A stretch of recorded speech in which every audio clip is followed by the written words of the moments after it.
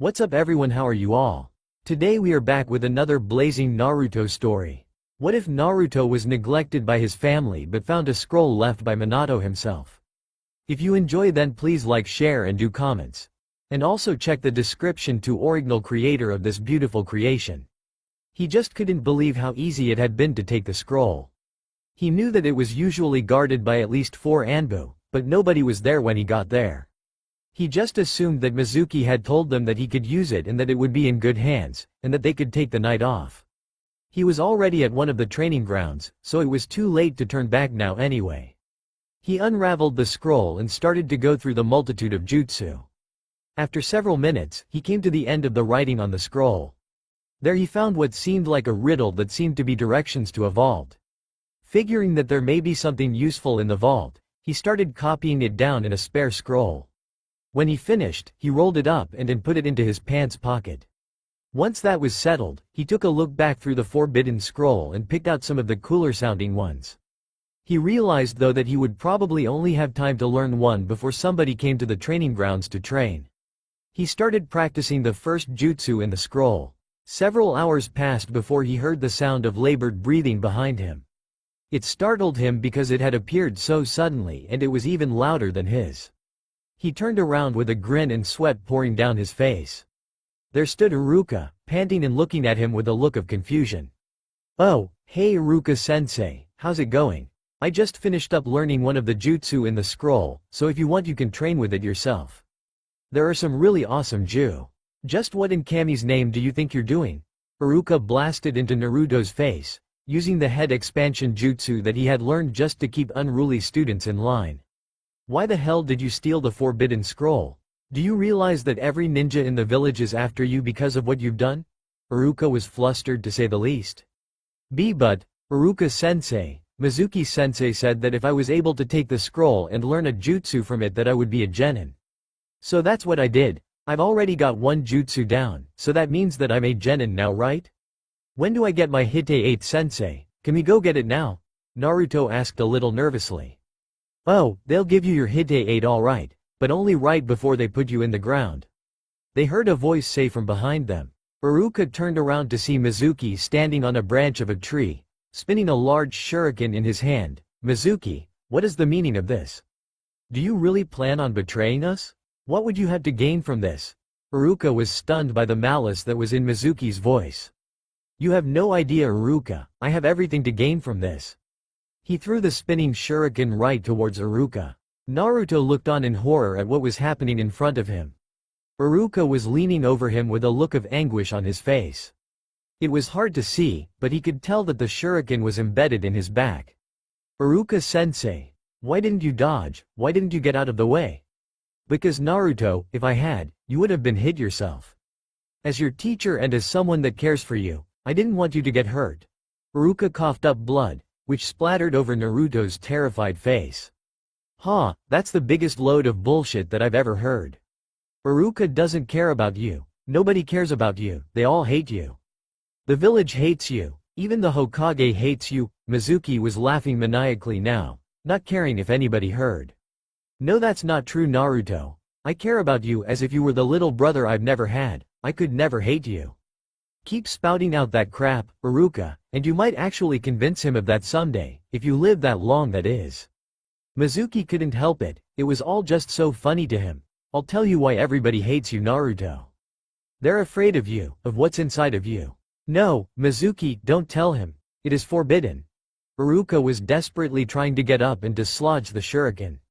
"Wait, what's inside me? Why aren't I supposed to know? Tell me," Naruto said, desperately trying to figure out what they meant. Just as Mizuki was about to speak, Iruka threw the shuriken back at Mizuki, who easily dodged it with a sidestep and caught it. "I'll tell you why. It's because all of those years ago, the Kyuubi wasn't killed. It was sealed away inside of a newborn infant. That baby was you, Naruto. You are the Kyuubi." Naruto had started to back away, by now he was almost to the other side of the clearing, shaking his head with tears flowing down his face. "Now die, demon." Mizuki threw the shuriken that he had just caught back towards Naruto, who had started running away. After Naruto dodged behind a tree, he took off. Naruto flew through the trees trying to sort things out. It was all starting to make sense. The villagers' abuse and neglect was all because he was the demon in human form. After what seemed like hours of him bounding from branch to branch, he heard the sound of branches crashing behind him. He jumped to the forest floor and sat down on the outward side of a tree on the edge of a clearing, trying to stifle his heavy panting. He heard two people land in the clearing. The familiar voices spoke, "Just give it up, Iruka. He's gone and he's taken the scroll with him. The demon will use the scroll to destroy the village, and there is nothing that you can do to stop it." "No, you're wrong. I believe in him. He would never do anything like that." Naruto heard Iruka defending him, saying that he wasn't the demon that everyone seemed to think he was. He was just a kid who was lonely and in pain. Naruto sat behind the tree, listening to Iruka defending him, tears streaming down his face.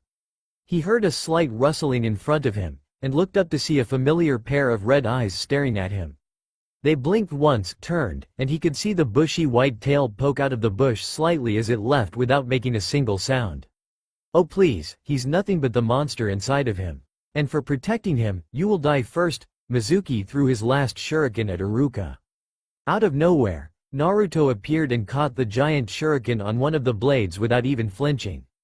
"If you ever try to hurt one of my precious people again, I'll rip your fucking head off," he said, raising his head.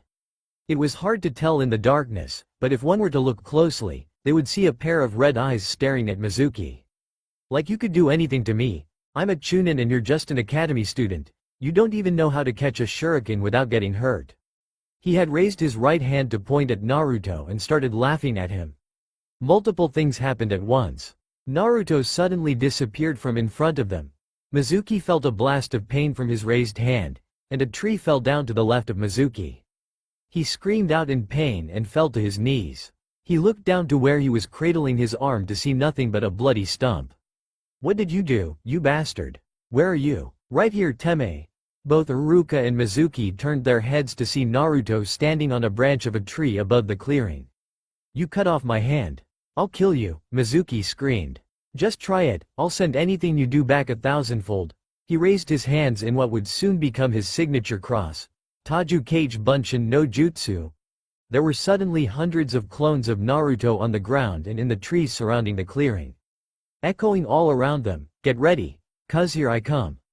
"No, get away, ah." Thud, smack, crack, snap. After dropping off Mizuki at T&I, and Iruka at the hospital, Naruto headed off to the Hokage's tower with an escort of Anbu. They were ordered by the Sandame to allow him to hold onto the scroll until it was handed of directly to him. He couldn't see it through the masks, but he could tell just by the look in their eyes that they were sneering at him the whole way there. Why does this brat get special treatment? If it had been anybody else that had taken the scroll, they would have been locked up in T&I with that traitor Mizuki, were the general thoughts of the Anbu when they heard that not only was he getting off the hook, but also that he was going to actually be promoted for what he had done. As they entered the Hokage's office, Naruto thought he saw the glimmer of a glass object disappear underneath the desk. Thinking nothing of it, he proceeded, "Hey there Gigi-san, I brought your scroll back for ya." He placed the forbidden scroll on the desk. "Watch your mouth, boy, show proper respect." Started one of the Anbu. Raising a hand to silence him, Hiruzen calmly ordered, "That will be enough, Anbu-san. I can take it from here, you may leave." "Hi, Hokage-sama." With a last glance at Naruto, the Anbu shunned away. Hiruzen, ignoring Naruto for the moment, inspected the scroll, checking for any damage before laying it beneath his desk. He turned his eyes to Naruto finally, who flinched under his stern gaze. "Now, Naruto-kun, why did you go along with Mizuki without even asking another teacher if what he had told you was true? You surely aren't naive enough to just believe whatever anybody says. A ninja must see through deception." "I'm sorry Hokage-sama. I just wanted to be a genin so bad that I was willing to believe him. Trust me, I'll look before I leap next time, believe it." He started out nervous, but by the end was back to his regular self, and had a big smile on his face. Sigh, "Okay Naruto, just be more careful from now on. Remember, you and the rest of your class will be gathering at the academy to be split into teams. It starts at 2 o'clock, so you better get some rest and change before then. You are dismissed," he said, a smile on his face. "Thanks for reminding me, have a good day Gigi-san." Naruto barely contained his happiness as he was leaving the office, trying to stop himself from cheering and hugging everyone he saw. As soon as he exited the building, he jumped in the air and cheered, gaining the attention of everyone outside and glares from most of them. Not caring at all, he kept cheering and started sprinting home, earning a few shouts from people telling him to be quiet or they'd have him arrested. Nothing could get him down today though. I'm a genin, I'm finally a genin. That means I'm just one step closer to becoming Hokage. Hiruzen stood at the window and watched him as he left. Nothing can keep you down for long, can it, Naruto-kun? Shoki-san, could you call the hospital and ask what room Iruka Amino is in? Hiruzen called to his secretary. I just hope that whatever it was that you got out of that scroll, it wasn't dangerous, Naruto. If some of the secrets inside got into the wrong hands, it could mean disaster for Konoha. As Naruto got back to his apartment, he found some rather crude words along with the word demon spray painted onto and around his door. Sighing, he made a mental note to repaint it tomorrow. He unlocked the door and relocked it, remembering the last time it had been left unlocked. Some drunk had broken in and had relieved himself on Naruto as he slept, and then passed out on top of Naruto, waking him up. Needless to say, he had remembered to lock the door every night since. Eating a quick meal of ramen and taking a shower, he got changed and decided to take a nap considering that he had been up practicing all night. He threw his old clothes on the floor and fell into bed. After being assigned to Team 7 and being told about the test tomorrow, he went home to see if he could catch up on some of the sleep he had missed last night. After locking the door behind him and taking off his sandals at the door, he started to search for the light switch, but slipped and fell after stepping on an empty bowl.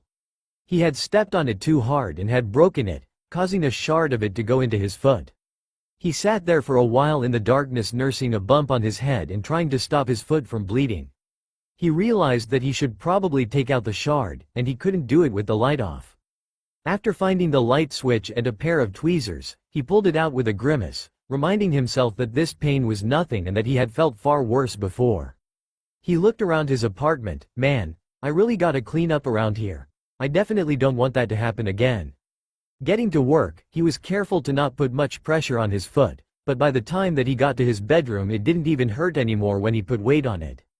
He was putting his clothes in the washer when he noticed a bulge in one of the pockets of a pair of pants. He took the forgotten scroll out of the pocket and instantly remembered what it was. The laundry forgotten. He headed back to his room and sat down at the small desk and turned on the small reading light. Opening it up, he reread the message left in the forbidden scroll. To any reading this, know that I am most likely dead, and that if you can solve the riddle and enter the vault, then my inheritance is yours. Yondaime. He couldn't believe it, he had found a secret message left behind by the fourth Hokage. What could he possibly mean by the vault? He read on. When the world is painted red, and your friends are thinking of bed, look into the soul of the Flash's head. Well, the first two lines are kinda easy. When the world is red and people are thinking of bed would be sunset, right? Kami, what do the other lines mean though? What kind of Flash has a head or a soul? At the end of the light, you must share your might. Watch out for the paper and ink, or you'll never see another fight. None of that made any sense at all, except for end of the light. But that's just reinforcing sunset, and why should I be afraid of paper? From the union of yellow and red, orange blood need be bled. Inside you will find the tools to take our stead. Yeah, red and yellow make orange, but I've never heard of orange blood before. Maybe it comes from some kind of special jutsu. After reading what seemed to be a bunch of nonsense, he was tempted to throw it away, but stopped himself when he remembered where it had come from and who had written it. With his head now swimming from trying to decipher the riddle, Naruto put the scroll away and went to bed, trying to figure out just what it all meant. Waking up and eating breakfast, he was changing from his pajamas to his jumpsuit when he remembered where he was supposed to be. Crap, I'm late. If Sakura doesn't kill me, then Kakashi-sensei definitely will. Gotta run, gotta run. Naruto bolted out of his apartment, putting on his coat and holding his hite-8 between his teeth. As he was tying it onto his forehead, he started to remember when he got it yesterday. I'm proud of you, Naruto, you've finally proven that you're ready to be a ninja. Now close your eyes, I've got a gift for you, Iruka said. Naruto did, soon feeling a soon-to-be familiar and comfortable feeling on his forehead. You can open your eyes now. He was brought out of his memories when he bodily and literally ran into someone. Great, I don't have time to waste with any bigots right now. I really need to get going. Sorry pal, I don't have time for a fight right now, I'm in a bit of a hurry. So if you don't mind, stay the hell out of my way, he was saying as he was getting up and starting to head off. Naruto-kun? Naruto looked back to see that the person that he had run into was in fact, one Hyuga heiress. Oh, sorry Hinata, didn't see ya there. He held out his hand offering to help her back up. This action only served to cause her face to turn a bright shade of red and her bringing her fingers together. Well, are you gonna get up or do you plan on sitting down there all day? She was brought out of her nervous thoughts when he spoke to her again. Oh alright, I'm sorry for making you wait Naruto-kun. She quickly got up with his help and stood there, feeling very happy for some reason. Hinata, can I have my hand back now? As I said I'm in a bit of a hurry. She looked down to discover the source of her happiness was because she was still holding onto his hand. She let go with an asterisk eep and backed up a couple feet, twiddling her index fingers together in front of her, and if it was even possible, her face was even redder. Okay then, see y'all later Hinata, Naruto said with a wave as he ran off. Geez, what's with her? She was acting like Sakura does whenever Sasuke actually talks to her. Whatever, it's probably just a girl thing. As he got close to the place where they were supposed to meet, he was relieved to see that Kakashi hadn't arrived yet. Hey guys, sorry I'm late, but I kind of woke up late. Y'all see, I hadn't gotten much sleep the night before last and I guess my body was trying to catch up. Anyway, I was up for about 2 hours trying to figure out this really xiao. Hey, Sakura, what was that for? He was nursing the second bump on his head that he had gotten in the last dozen hours. I don't care why you're late, Baka. Just get here on time next time. Now Sasuke, what were you saying before Naruto interrupted? Sakura swooned over Sasuke. Oh sorry. Anyway, what were you talking about? Naruto apologized, knowing that if he didn't, he would earn another hit to the head. Huh, forget it, Dobi, it doesn't concern you anyway. Sasuke turned away and put his hands in his pockets. Cha, now look what you've done. You've put him in a bad mood. Sakura was ready to let loose on the blonde.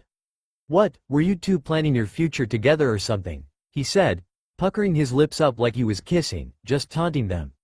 Not at all, Dobi, we were just saying how if we get sent back to the academy, it will definitely be your fault. Sasuke had a smirk on his face as he turned to look at Naruto. Oh yeah Teme, you wanna say that again? I don't speak emo. Naruto was glaring at Sasuke, rolling up his sleeves. Sakura, meanwhile, was stuck fantasizing over how Sasuke would look in a tuxedo, and how she'd look standing next to him in a wedding dress. They were brought out of their actions though, when they heard someone speak. Yo, sorry I'm late guys, but a black cat crossed my path and I had to take the long way here. Seeing the looks they were all giving each other, he sighed, this isn't gonna be fun. Alright, settle down everybody. But Kakashi-sensei, Naruto started it. He was almost as late as you were. Sakura whined, hoping that she would be able to get Naruto kicked out of the team early on, and that it would just be her and Sasuke. I see, Kakashi said, raising an eyebrow in surprise. Well then, he's already started out better than you two.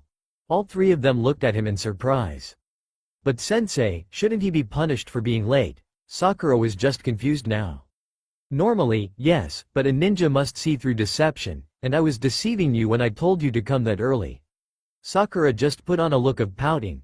Sasuke quickly fixed his expression and looked away with a frown.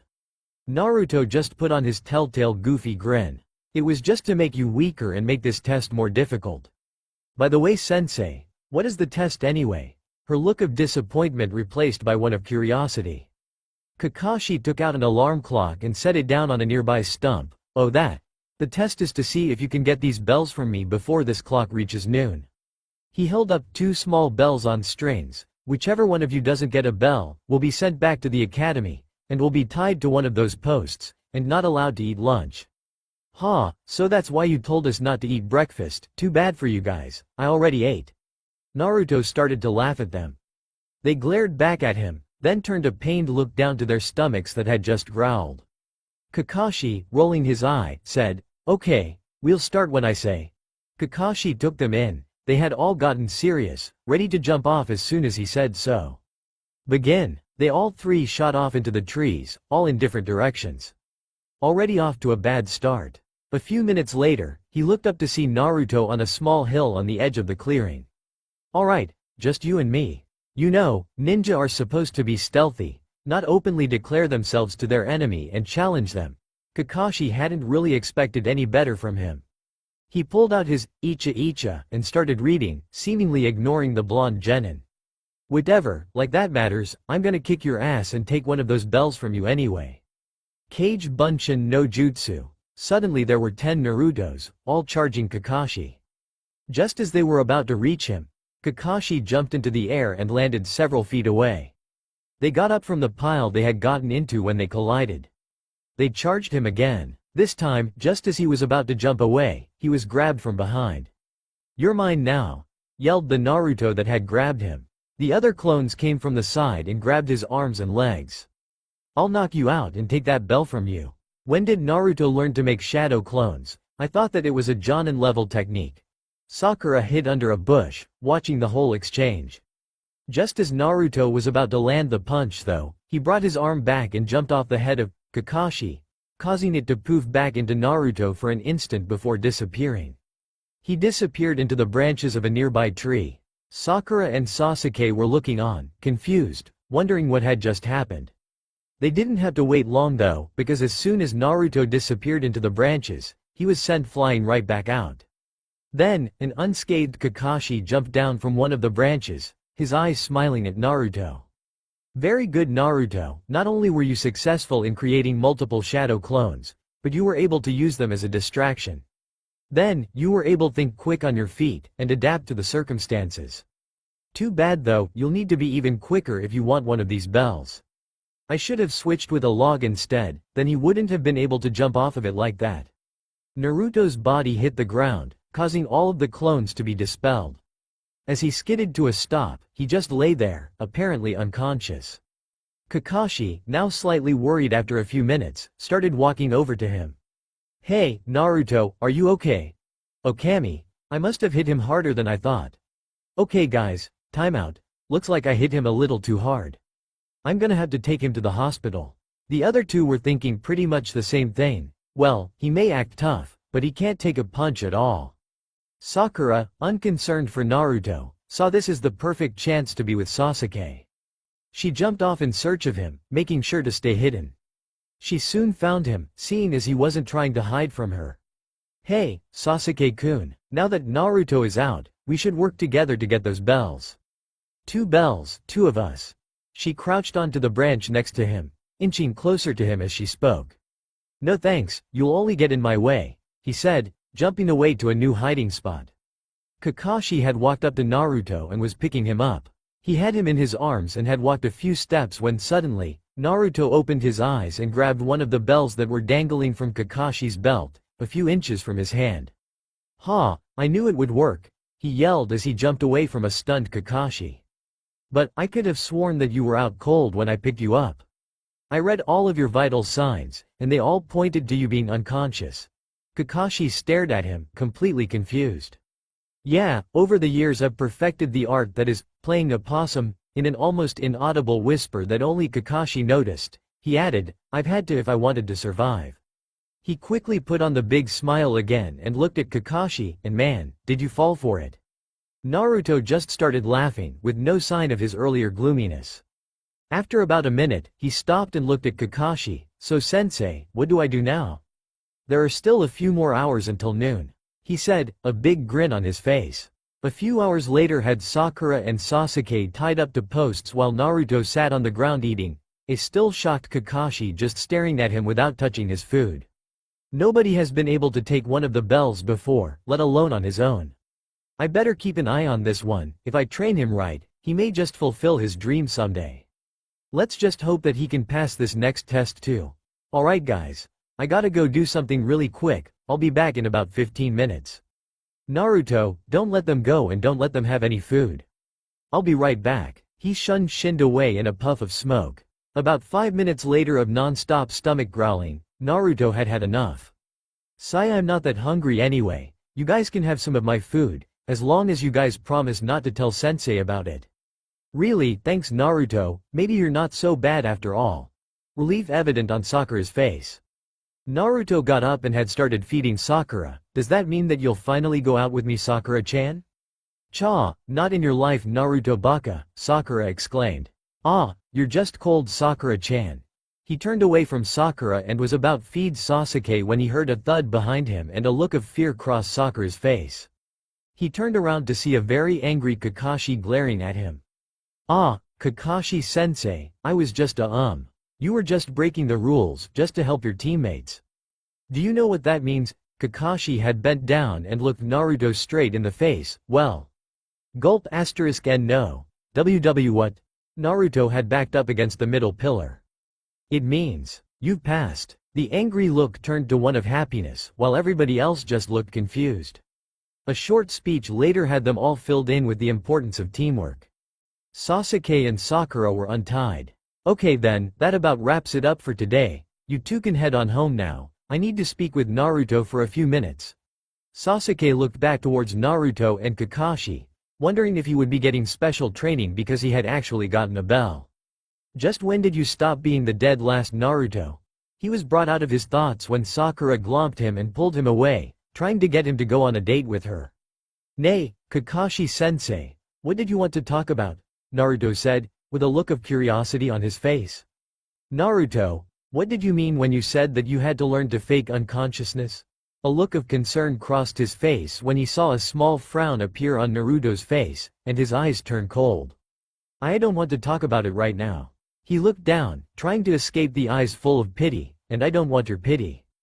Kakashi walked over to Naruto. You know, it's not always good to bottle up emotion like that, despite the fact that you're a ninja. Naruto turned away, his fists starting to shake. Follow me, I have something I want to show you. He walked over to the memorial stone. On this stone are carved the names of heroes who fought and died for this village. The names of my closest friends are engraved here. At the mention of his friends, Naruto raised his head and looked at Kakashi, who now had a look of deep sadness in his eyes. My father, my friends Obito and Rin, even my sensei, Minato. Naruto's eyes widened at the last name. He died saving the village, died sealing the 9 tails inside of you, as you were told recently. I know some people may blame you for his death, but I see you as a hero. Sensei? Naruto had tears forming in his eyes. I realize now that instead of all the time that I have spent staring at this stone, trying to keep my emotions from spilling out, wishing that I would have had more time with everyone, especially Rin. He started to choke up. I realize now that it should have been spent trying to make sure that a hero was happy. I know you're hurting inside, Naruto. You may try to hide it with grins, but I can see it in your eyes. Your soul is scarred, and it's all my fault. I should have been there for you. That's what Minato-sensei would have wanted, and it's what I should have done from the start.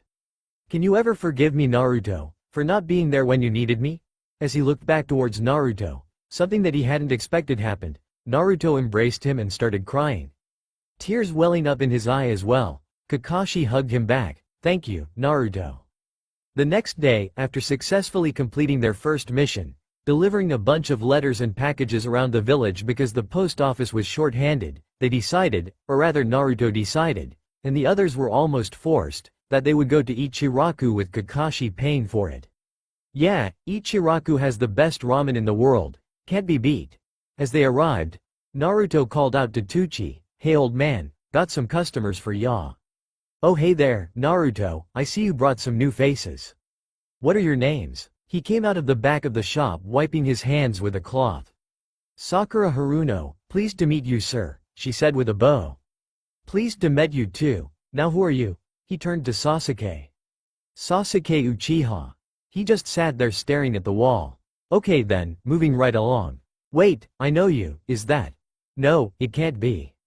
Kakashi Hatake? It is. You've grown up. The way the raven-haired boy acted had put him on edge, but seeing Kakashi put him in a better mood. Haven't seen you in years, what ya been doing? Oh, nothing much, just being a ninja. By the way, how's that daughter of yours doing? The last time I saw her, her head didn't even reach the counter. I'm doing fine, thank you very much. Ayame had just come out of the back as well when she heard her father talk as with an old friend. Who are you anyway? You look familiar but I can't quite place it. I'm Kakashi Hitaki, I used to come here a lot with Minato. You always used to try to get me to take off my mask and sneak peeks at me when I was eating. You have grown up to be quite the beauty, Ayame-chan. Kakashi had taken her hand and kissed it through his mask, causing Ayame to blush, before Tucci broke in. Alright. That's enough Kakashi, none of that Chan stuff. I know how you are with the ladies, I don't want you getting her hopes up. During this whole exchange, Team 7 just stared at Kakashi, each thinking of different things. Naruto wondering why Tucci and his sensei seemed to be such good friends. Sasuke wondering why Kakashi was talking about the Yondaime like he knew him. And Sakura now curious about what was under Kakashi's mask.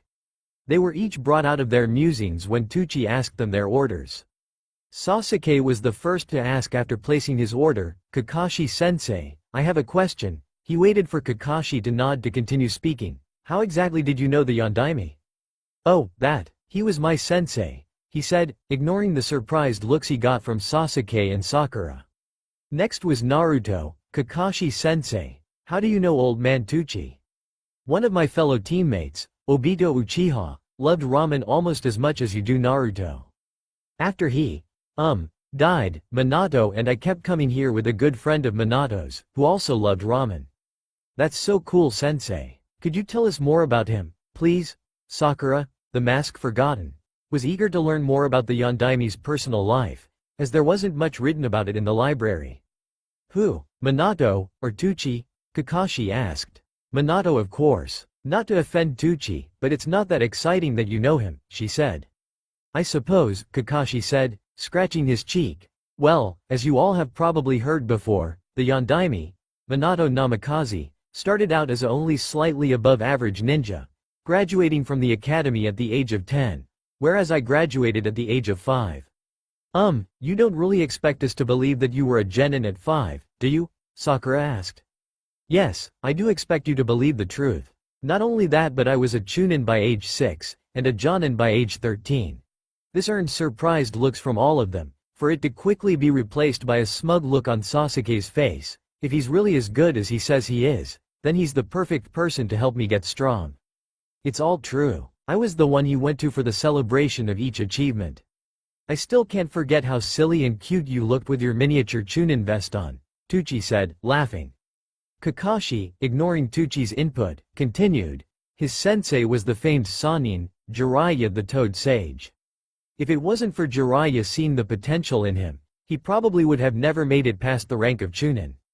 From him, Yeah, sensei, we know that already, tell us something else. Sakura was starting to get bored. Fine, he said, mumbling something about Haruno women who don't know when to shut up. He continued before she could ask what he had said. After becoming a jonin, he took Obito, Rin, and Ion as apprentices. He really showed his skill during the Third Shinobi World War, where using his own technique, the Hiraishin no Jutsu, he became known as the Yellow Flash, because of his speed and that the last thing someone saw before he took them down was a flash of his yellow hair. He tried to teach it to me, but I just never got the hang of it, and now, without knowing where any of his special kunai are, there's no way to copy the seal to actually attempt it. He finished, hoping that it was enough to satisfy them. Sadly, it wasn't. Kakashi-sensei, you're just saying more things than any ninja worth their salt knows. Tell us more about his personal life. Sakura said, a look of annoyance appearing on her face. Meh, Sakura-chan, I didn't know any of that stuff. Naruto interjected. Shut up, nobody asked you baka, Sakura yelled, hitting him over the head before realizing that everyone but Sasuke and Naruto, including some people passing by, had stopped what they were doing and looking at her questioningly. Crossing her arms, she looked around and said, loud enough for them all to hear, what, the baka annoyed me. She turned back to Kakashi, as you were saying? Right, well, I don't think that I should really be talking about his personal life. Wio look. Ramen's ready. Kakashi was glad he was saved from being interrogated by Sakura by Tucci, who, knowing why he didn't want to talk about Minato's personal life, had rushed the orders. Sakura, seeing that he wasn't going to divulge any more information, turned her inquiring gaze on Tucci. So, you said he visited this place often, what can you tell me about him? Tucci, much calmer than Kakashi, told her with a straight face and not even looking at her, sorry little lady, I don't know much about him. Besides, even if I did, I wouldn't tell you. Customer-patron confidentiality, ya see? With a huff, Sakura gave up. Fine then, keep your little secrets, ya bunch of geezers. They're probably boring anyway. Turning to Kakashi, she noticed that Ayame was gazing at him with a look of longing. Her gaze then moved over to Kakashi himself to see that he had just finished putting his mask back on after eating. If you won't tell me about the Yondaime, then tell me, Sensei, what are you hiding behind that mask? This of course got the rest of Team 7's attention, as they had all been wondering. Sorry, Sakura, I don't think that Sasuke would appreciate me stealing one of his fangirls away from him. Besides, you're too young to start chasing after me. Now maybe in a few years. He started to look over Sakura, trying to imagine what she would look like in 6 years. Fine then, I can see why you don't have many friends, Sensei. She noticed that he was looking her up and down, and stop staring at me, you pervert. She snapped at him. After finishing their meals, Kakashi told them to go ahead to the training grounds while he paid the bill. They said their goodbyes, then headed off to the training grounds. Kakashi stayed back a bit to have a word with Tucci while he was getting out his money. I trust you haven't told him yet about his parents. No, I'll wait until he's told by someone else, or figures it out on his own. He doesn't need to know that until he's old enough. I just hope that when I finally die, the red-hot habanero doesn't beat me too hard for not taking better care of him. He said, shaking his head and chuckling. A few hours later, after training, which included multiple close calls from Sakura trying to cut open Kakashi's mask with a kunai, they all headed to their respective homes. Naruto, however, turned in a different direction, towards the Hokage monument. Kami, I really hope that I'm right. As soon as he heard Kakashi call Minato by his nickname, something had clicked in Naruto's head.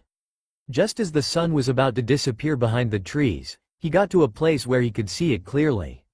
The last rays of light were shining on the faces of the Hokages. The light was slowly shrinking, advancing down the face of the cliff.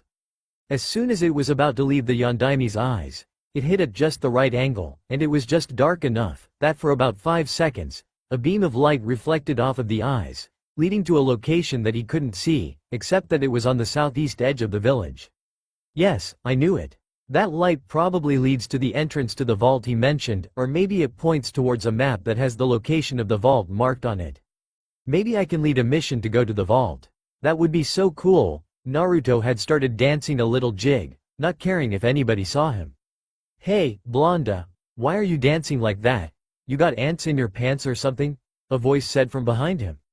He turned to it to see a little kid standing there staring at him. He had brown hair kept in a strange fashion by an odd cap, and wore a scarf around his neck that was almost twice as long as he was tall. Meh, what does it matter to you, kid? Brought out of his good mood by the look of contempt in the kid's eyes. Great, and I thought I wouldn't get this sort of treatment from kids. Parents must have told him. Just stay out of my way, I gotta get home and rest. I could get called away on special ninja business at any time. He made to walk away to his house, reminding himself to search the area that the light had pointed to tomorrow after training. Hey, don't act like you're better than me.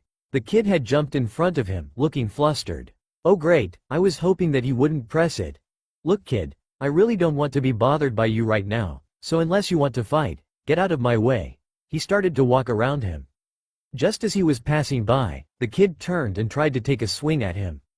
It seemingly connected, sending Naruto sprawling to the ground. Don't just walk away, I'm Konohamaru Sarutobi, grandson of the Sandaime. You're not that tough if you couldn't even dodge my punch. After a few seconds, and not seeing Naruto move at all, he started to get a little worried. Hey, are you okay?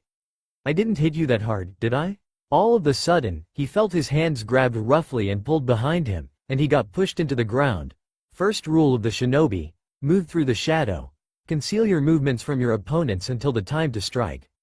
Naruto said, while pushing Konohamaru's head into the dirt. But when did you get behind me? He looked back to where Naruto had just been laying just in time to see the shadow clone poof into smoke. Rule number 2, never underestimate an opponent, nor overestimate yourself. He had let go of Konohamaru and stepped away from him, his gaze never wavering from the kid's eyes. But if you really must know, I used a substitution jutsu to switch with a shadow clone I had made when I was walking past you. Konohamaru was now shaking with anger. Well, I'm not going to fall for that a second time, he yelled as he ran towards Naruto, fist cocked back to punch him. You're right, you won't. Right as Konohamaru was about to hit him, Naruto grabbed his arm, spinning him around, pulling his arm in a painful position behind his back. Rule 3: Never give your opponent an advantage over yourself. In other words, don't be predictable, and don't create a hostage situation. Naruto reached into his pouch and pulled out a kunai, bringing it close to Konohamaru's neck. Do you know the punishment to those ninja that break those rules during a mission? Konohamaru shook his head, being careful not to let his neck touch the blade. I'll tell you then. Leaning in close, he whispered into his ear, the punishment is death. Konohamaru, seeing the glint of metal getting closer, started to sweat. Please, don't hurt me. I promise, I'll never do it again, I swear. He had started to snivel, tears forming in his eyes. He was suddenly pushed away. Haha, I was just kidding, kid. You're alright for a brat. Konohamaru, confused, turned around to see Naruto storing his kunai back in his pouch, grinning down at the boy. A voice grabbed both of their attentions though, causing Naruto to lose the grin. Honorable grandson, where are you? They saw Ebisu come around a bend in the road. Ah, there you are, Konohamaru-sama, he said, relief evident on his face. Noticing Naruto standing there, he narrowed his eyes. He looked back to Konohamaru to see the dirt and scrapes covering him and the drying tear streams down his face. He didn't hurt you, did he, honorable grandson? If he did. He looked back to Naruto, who was frowning now. He then returned his gaze back to Konohamaru to see him shaking his head. Well, we should get back anyway to get those scrapes patched up. Hurry, before the D-boy infects you with his stupidity. Glancing towards Naruto, he said, stay away from the honorable grandson. I don't want you infecting him with any of your bad habits. He grabbed Konohamaru's hand and started walking him away. Konohamaru looked back right before he turned the corner to see Naruto looking down to the ground, stock still except for his fists, which wouldn't stop shaking. The next day, after completing the morning mission, and training most of the afternoon, Naruto was heading full speed towards the southeast edge of the village. I'm just glad that Kakashi let us away early. I might just be able to get there in time to see where the light leads, he thought as he was jumping from rooftop to rooftop. He stopped, though, when he saw a commotion in an alley that he had just jumped over. He turned around, crouched, and brought his eyes over the edge, sending chakra to his ears to enhance his hearing, a technique that Kakashi had taught him just a few hours ago. They twitched when he started to pick up what was being said. Down below, 3 muggers were surrounding someone, holding knives. He couldn't tell who the person was, but could see that it was a young girl.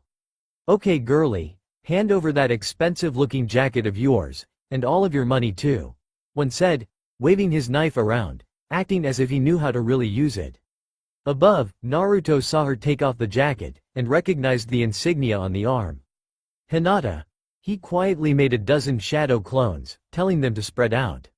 He turned his attention back to the alley below. The boss had just finished counting the money, and was now looking over Hinata, checking for any jewelry.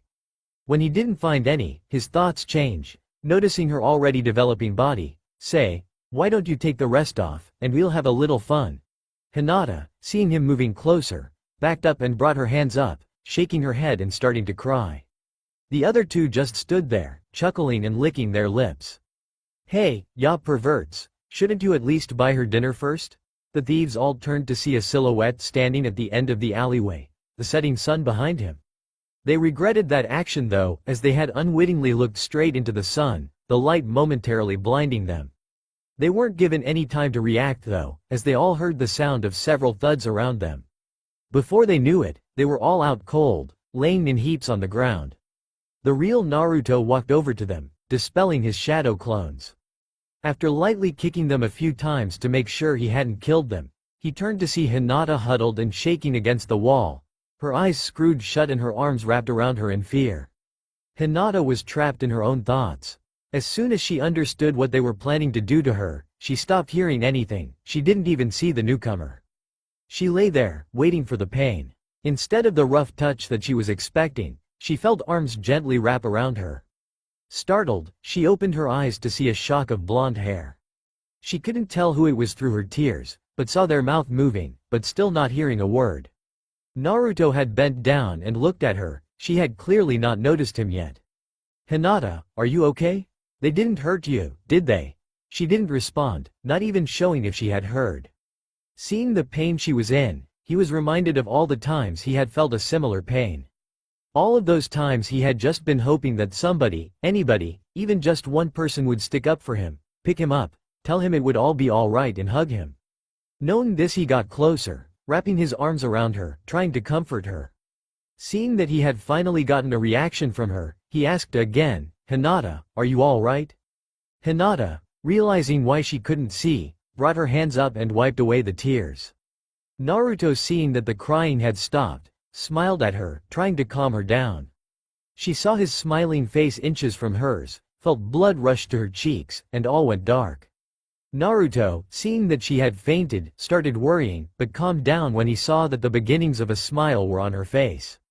Leaning her gently against the wall, he went back over to the thieves and picked up her jacket, putting it over her like a blanket. He searched their pockets, taking out any valuables, weapons, and any forms of identification. He tied them up and made 3 clones. He gave them the ID cards and a note explaining what had happened, no names involved. The clones each picked up one of the 3 men and went off to drop them at the Anbu HQ with the note. Gathering up all of the money, he put it into the finer-made money pouch he had found, assuming that it was Hinata's. He stored the weapons away in his pouches and went back over to Hinata, placing the wallet in one of the pockets on her coat. He then picked her up bridal style and walked out of the alley, making sure not to wake her. As he was walking, he suddenly remembered what he had been doing before he had saved her. He quickly looked up to the stone faces to see that they were completely shrouded in shadow. Sighing, he continued to his apartment, smiling down at Hinata whenever she shifted. Reaching his apartment, he lay her on the ground, leaning against the wall while he unlocked the door. He would have preferred to have taken her to the Hyuga estate, but had realized that people would probably misunderstand when they saw him holding her, thinking that he had been her assailant. It didn't help either that he had no idea where the Hyuga estate actually was. Once the door was unlocked and open, he picked her back up and went inside, gently laying her down on his couch before going back and shutting and locking the door. He walked back over to her, adjusting a strand of hair that had fallen out of place when she had stirred. He stood there for a few minutes, studying her features, never having gotten a good look at her before. In truth, he had always found Hinata to be quite cute. Not as pretty as Sakura, but then again, he had never really gotten a good look at her face. She was always blushing and turning away from his gaze, seeming to fear eye contact, and always wore that bulky jacket, preventing anybody from seeing her physique. She really was beautiful, now that he got a good look at her. He was brought out of his thoughts when he heard his stomach growl. Readjusting her coat so it would act like a blanket, he moved towards the kitchen area. He got out and prepared 2 cups of instant ramen, one for him, and one for Hinata, just in case she was hungry when she woke up. After finishing his meal, he took out the scroll that held the riddle, trying to come up with the answers. He soon dozed, and fell asleep, head on the table. Hinata stirred, waking up and stretching. She had been having a horrible nightmare. She had dreamt that she was being attacked by strangers, but had been saved at the last minute by a mysterious knight in shining armor. Once she looked around her, she realized that she was not in her bed, but was laying down on the couch in a strange apartment. Naruto, woken up from the sound of her moving around, raised his head groggily and looked at her. As soon as she saw Naruto, she remembered everything that had happened. She got up, tears forming in her eyes, and ran to Naruto, hugging and startling him. Once she grabbed him, he was completely awake. He heard the sounds of her sobbing and felt a wetness start to form on his shoulder. He wrapped his arms around her and patted her back. "It's all right, it's over now, you're safe." After a few minutes, the tears had stopped flowing, but she was still shaking. Hugging him, she could smell him. Oddly, he smelled slightly of pines and citrus, and she chuckled because he always wore orange, and smelled like one too. She gripped his jacket tighter and pulled herself closer to him, breathing in his scent, drawing comfort from it, and let out a raspy sigh, her throat still slightly raw from crying. Naruto took these the wrong way. He felt the shake from her chuckle and thought she was scared, felt her pull closer and thought she needed something to hold onto, and heard her breath, and mistook it for her trying to recover from her sobs. She suddenly remembered who she had been hugging, and realized that she wasn't wearing her coat. She jumped away with an asterisk eep, blood rushing back to her face, twiddling her fingers again. Naruto looked at her, confused. Hinata, is there something wrong? Are you hurt somewhere and I accidentally touched it? He saw her nervously shake her head, never making eye contact with him. Then tell me, why are you acting like this? It's because, she just kept glancing at her coat, wishing that she was wearing it right now. Don't tell me you hate me too. She suddenly looked over at him to see him hanging his head, tears falling down onto his lap. Why does everybody hate me? Does this hate run so deep, that even one of my classmates, one who I had just saved, hate me, just for existing? Stunned she looked at him, confused. She flinched when he slammed his fist into the table. She then saw him grab the part of his shirt that was covering his belly. It's not my fault, it's all because of this damn thing inside me. Why did I have to be the one? He raised his head and looked out of the small window, staring at the face of the Yondaime. I don't hate you, Naruto-kun. He looked back at her to see her looking at him, confusion on her face. Why would I ever hate you, Naruto-kun? She walked over to him, sitting down in a chair next to him, her shyness forgotten. You don't hate me? Then I'm begging you, tell me, why do you always avoid getting near me, acting afraid and jumping away whenever I even brush against you? He grabbed her shoulders, looking at her pleadingly. Her face redder than ever. Well, it's because she started out. When she saw the pained look in his eyes, seeing that he thought that she had just been lying before, she brought up her courage. It's because I love you, she said, a little louder than she meant to, and she brought her hands to her mouth, covering it, regretting what she had just said. What if he rejects me? We barely know each other. You what? He asked, thinking that he hadn't heard her correctly.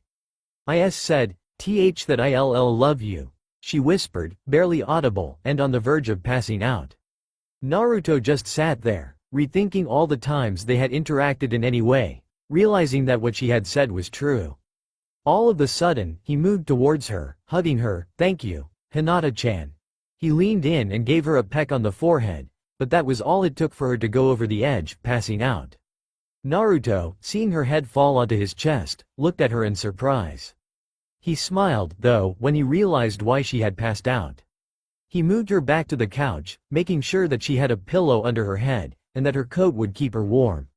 He went back to the table, and was just about to pick up the scroll when he saw the uneaten cup of ramen. Chuckling to himself, he rolled up the scroll and stored it away underneath a loose floorboard. After cleaning up, he decided that he would go over the jutsu that Kakashi had taught him, trying to enhance his senses until she woke up. This time, Hinata had dreamt that the knight had taken her back to his castle, where he sung sonnets to her, and did things to her that made her blush, even in her sleep, causing her to faint in her dream. Of course, instead of fainting in her dream, she actually woke up, again startled by her surroundings until she remembered where she was. Naruto, who had been enhancing his hearing at the time, heard her yawn and the sound of her clothes moving as if they were an earthquake. He quickly stopped the flow of chakra, but not quickly enough to stop his ears from ringing. He looked over at Hinata, spinning his pinky in his ear. Oh, you're awake. How was your nap? He chuckled when she jumped and looked at him with a slight blush. You can stay here until morning if you want, he said, yawning, getting up and heading to his bedroom. Naruto-kun? He let out, clearly tired. Can I sleep in your bed tea tonight? She let out, not to impose or anything. She quickly added, not wanting to seem rude. Oh, sure, yawn, I'm fine with taking the couch. He had started walking back towards the couch. I actually meant, would you mind if we shared the bed? She said, more nervously than before. Naruto was a little surprised. He was processing any reasons she may have had for asking for this. She had just confessed that she loved him, but the image brought by that thought made him blush.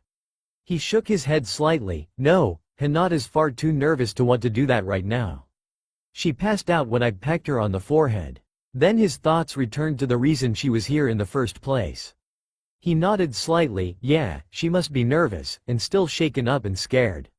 Seeing as how she obviously trusts me, she will feel safer if she sleeps close to me, where I can protect her. Naruto-kun, are you alright? Hinata asked, worried he may have been offended by her request.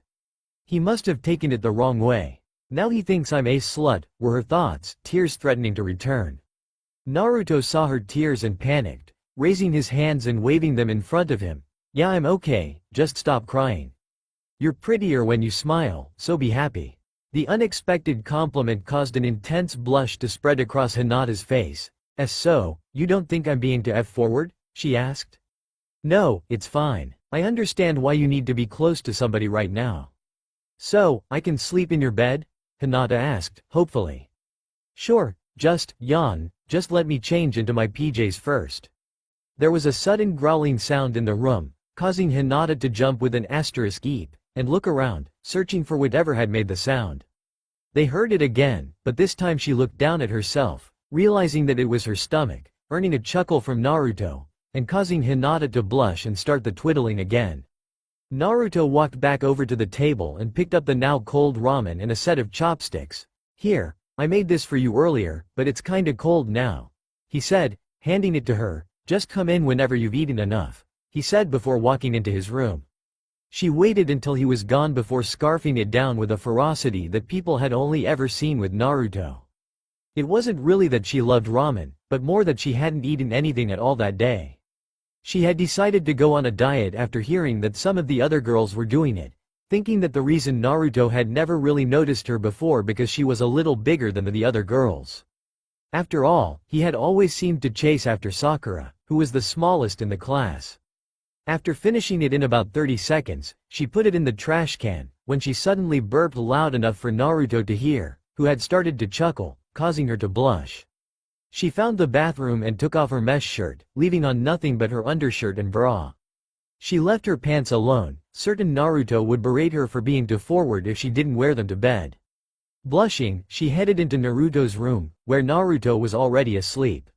She crawled in next to Naruto, making sure not to disturb him, or touch him for that matter. Just as she was fading off, Naruto turned and wrapped his arms around her. Looks delicious," he mumbled, clearly still asleep. He suddenly licked Hinata's cheek. Hinata, realizing what had just happened, promptly passed out for the third time that night, this time with a smile on her face.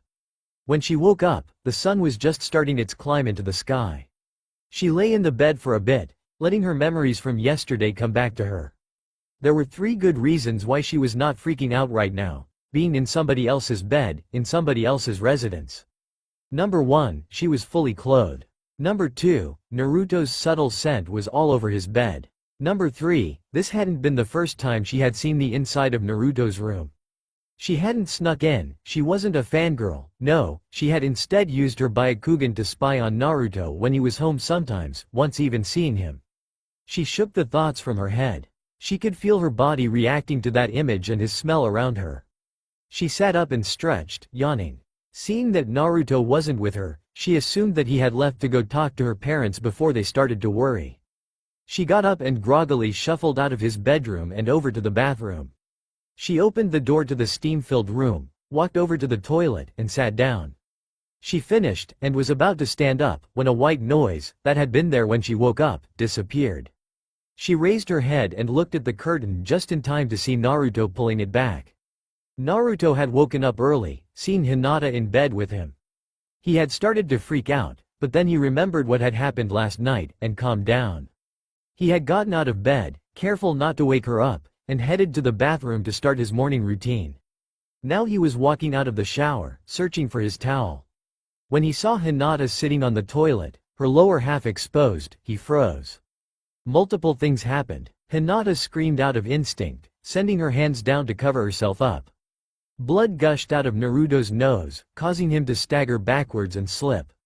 He grabbed onto the curtain, which just tore off the rings and fell on top of him, barely covering him up. Hinata, after seeing this, looked over at him to see that he was out cold, and blood was still trickling out of his nose and his leg was twitching. And Naruto-kun? A few minutes later had the two of them sitting awkwardly at his table, Naruto with tissues up his nose, and Hinata heavily blushing, eating cereal. Hinata-chan, don't you think that your parents will be worried that you never came home last night?" said Naruto, who had started to lean his chair back slightly. Hinata jumped up. "Oh Kami, he's probably sent out the rest of the clan searching for me," she yelled, startling Naruto, causing him to lose balance and fall backwards, hitting his head on floor. "Oh, and Naruto-kun. "Are you alright?" She looked at him, concerned to see that he was out cold again. After they had finished breakfast, they started walking to the Hyuga compound. Hinata was staring at Naruto, blushing and twiddling. Naruto, now with a patch bandage on his head where he had hit it, had a pained expression on his face, occasionally casting a glare at Hinata, causing her to look to her feet until he looked away again. They continued like this, not saying a word, Hinata wondering if her father would understand why she hadn't come home, and Naruto wondering how severe his concussion was.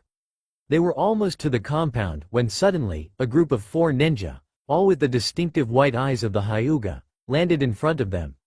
"Hinata-sama, where have you been? Has this boy harmed you in any way?"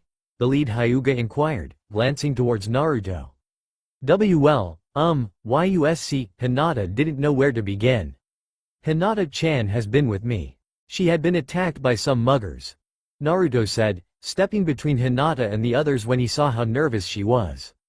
"Thankfully I was passing by, and stopped them before they could hurt her. She passed out from the shock of the event, so I brought her back to my place until she woke up." He glared unflinchingly at each of them until they turned away from those hard eyes. Those eyes that had seen so much suffering, daring them to question his motives. The lead Hyuga looked past Naruto to Hinata. "Is this true, Lady Hinata?" he asked.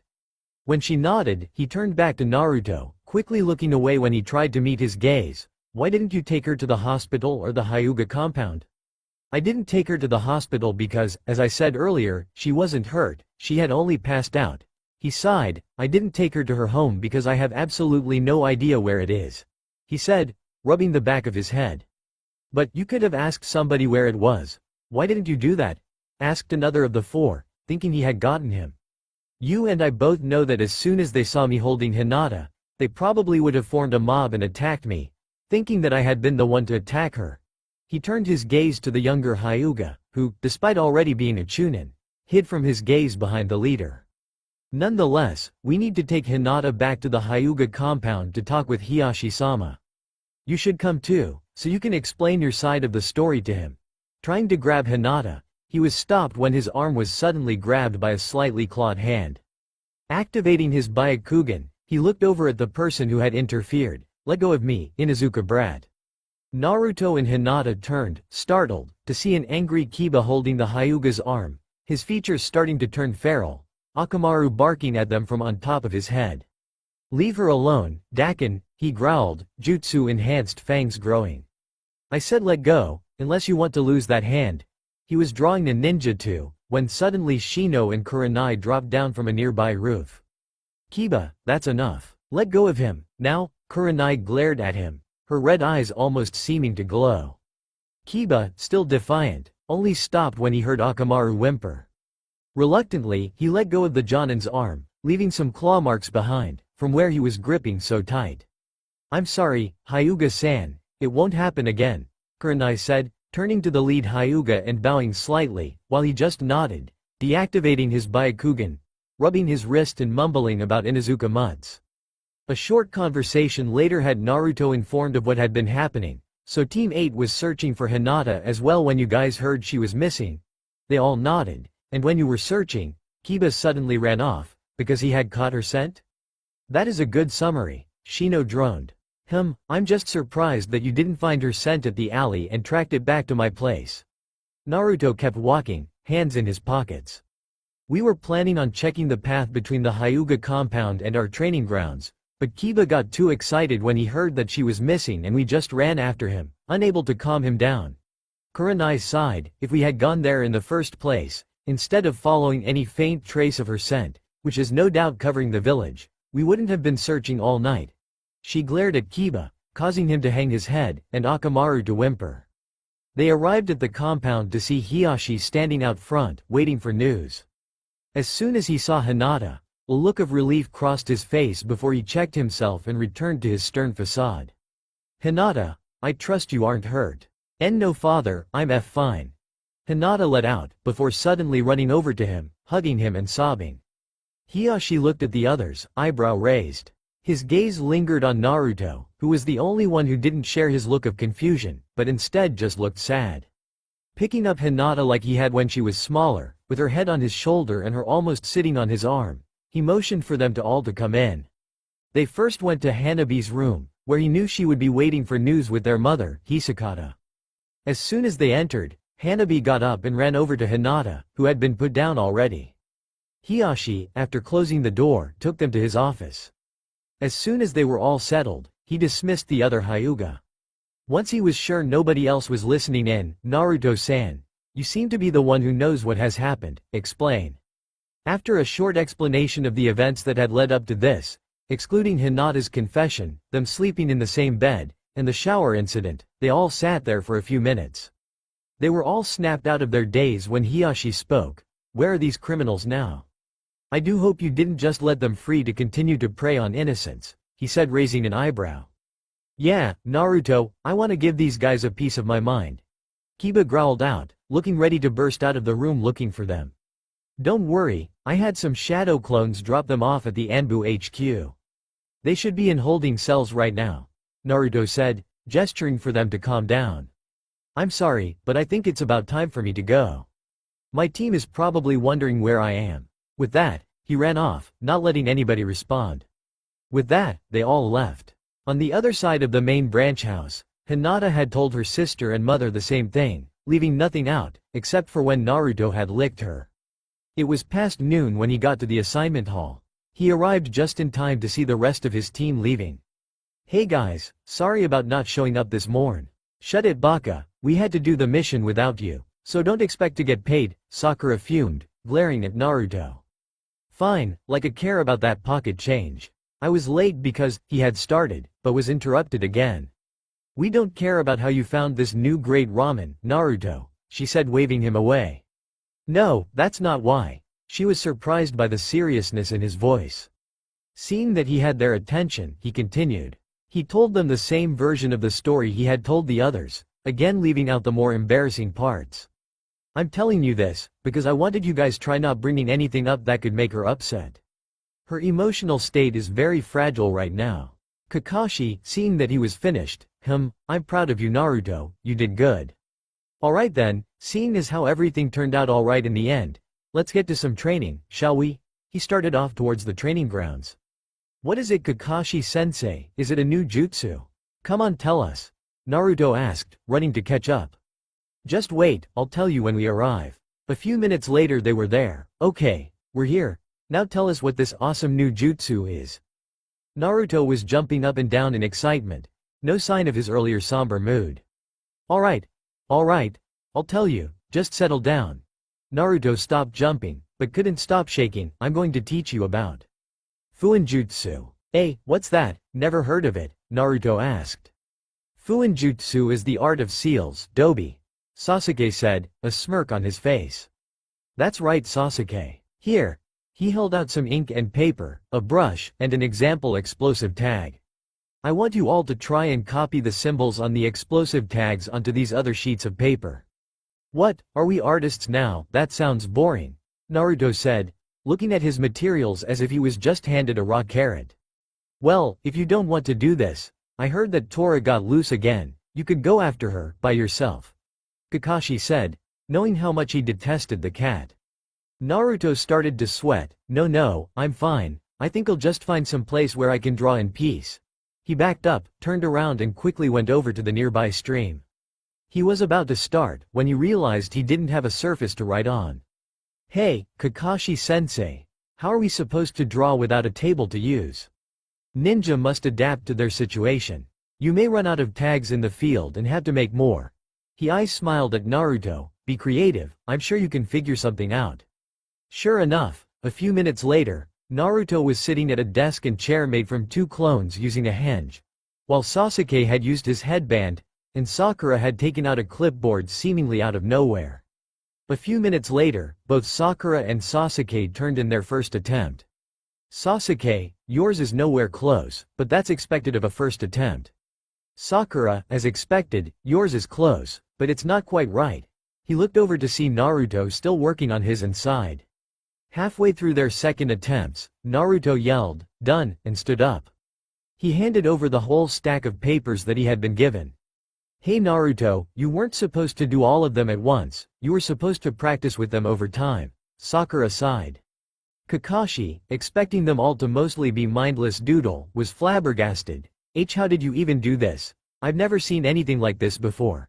His eye wide, he motioned the other two to come over. When they arrived, they were just as surprised as Kakashi. Every single one is dead on, I see absolutely no mistakes. He must have cheated, he probably made a bunch of clones henge into the sheets of paper.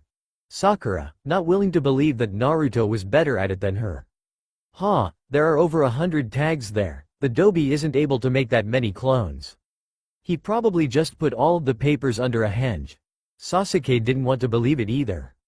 Kakashi, knowing just how much chakra Naruto had, said, "Oh, he can make more than that many clones and barely break a sweat. The question isn't whether he could or not, but rather, whether he did." He looked at Naruto, questioningly, "Well? Oh, so you don't believe me? Give me some more paper and I'll show you." He grabbed one from Sasuke's stack and walked back over to his desk with the others in tow.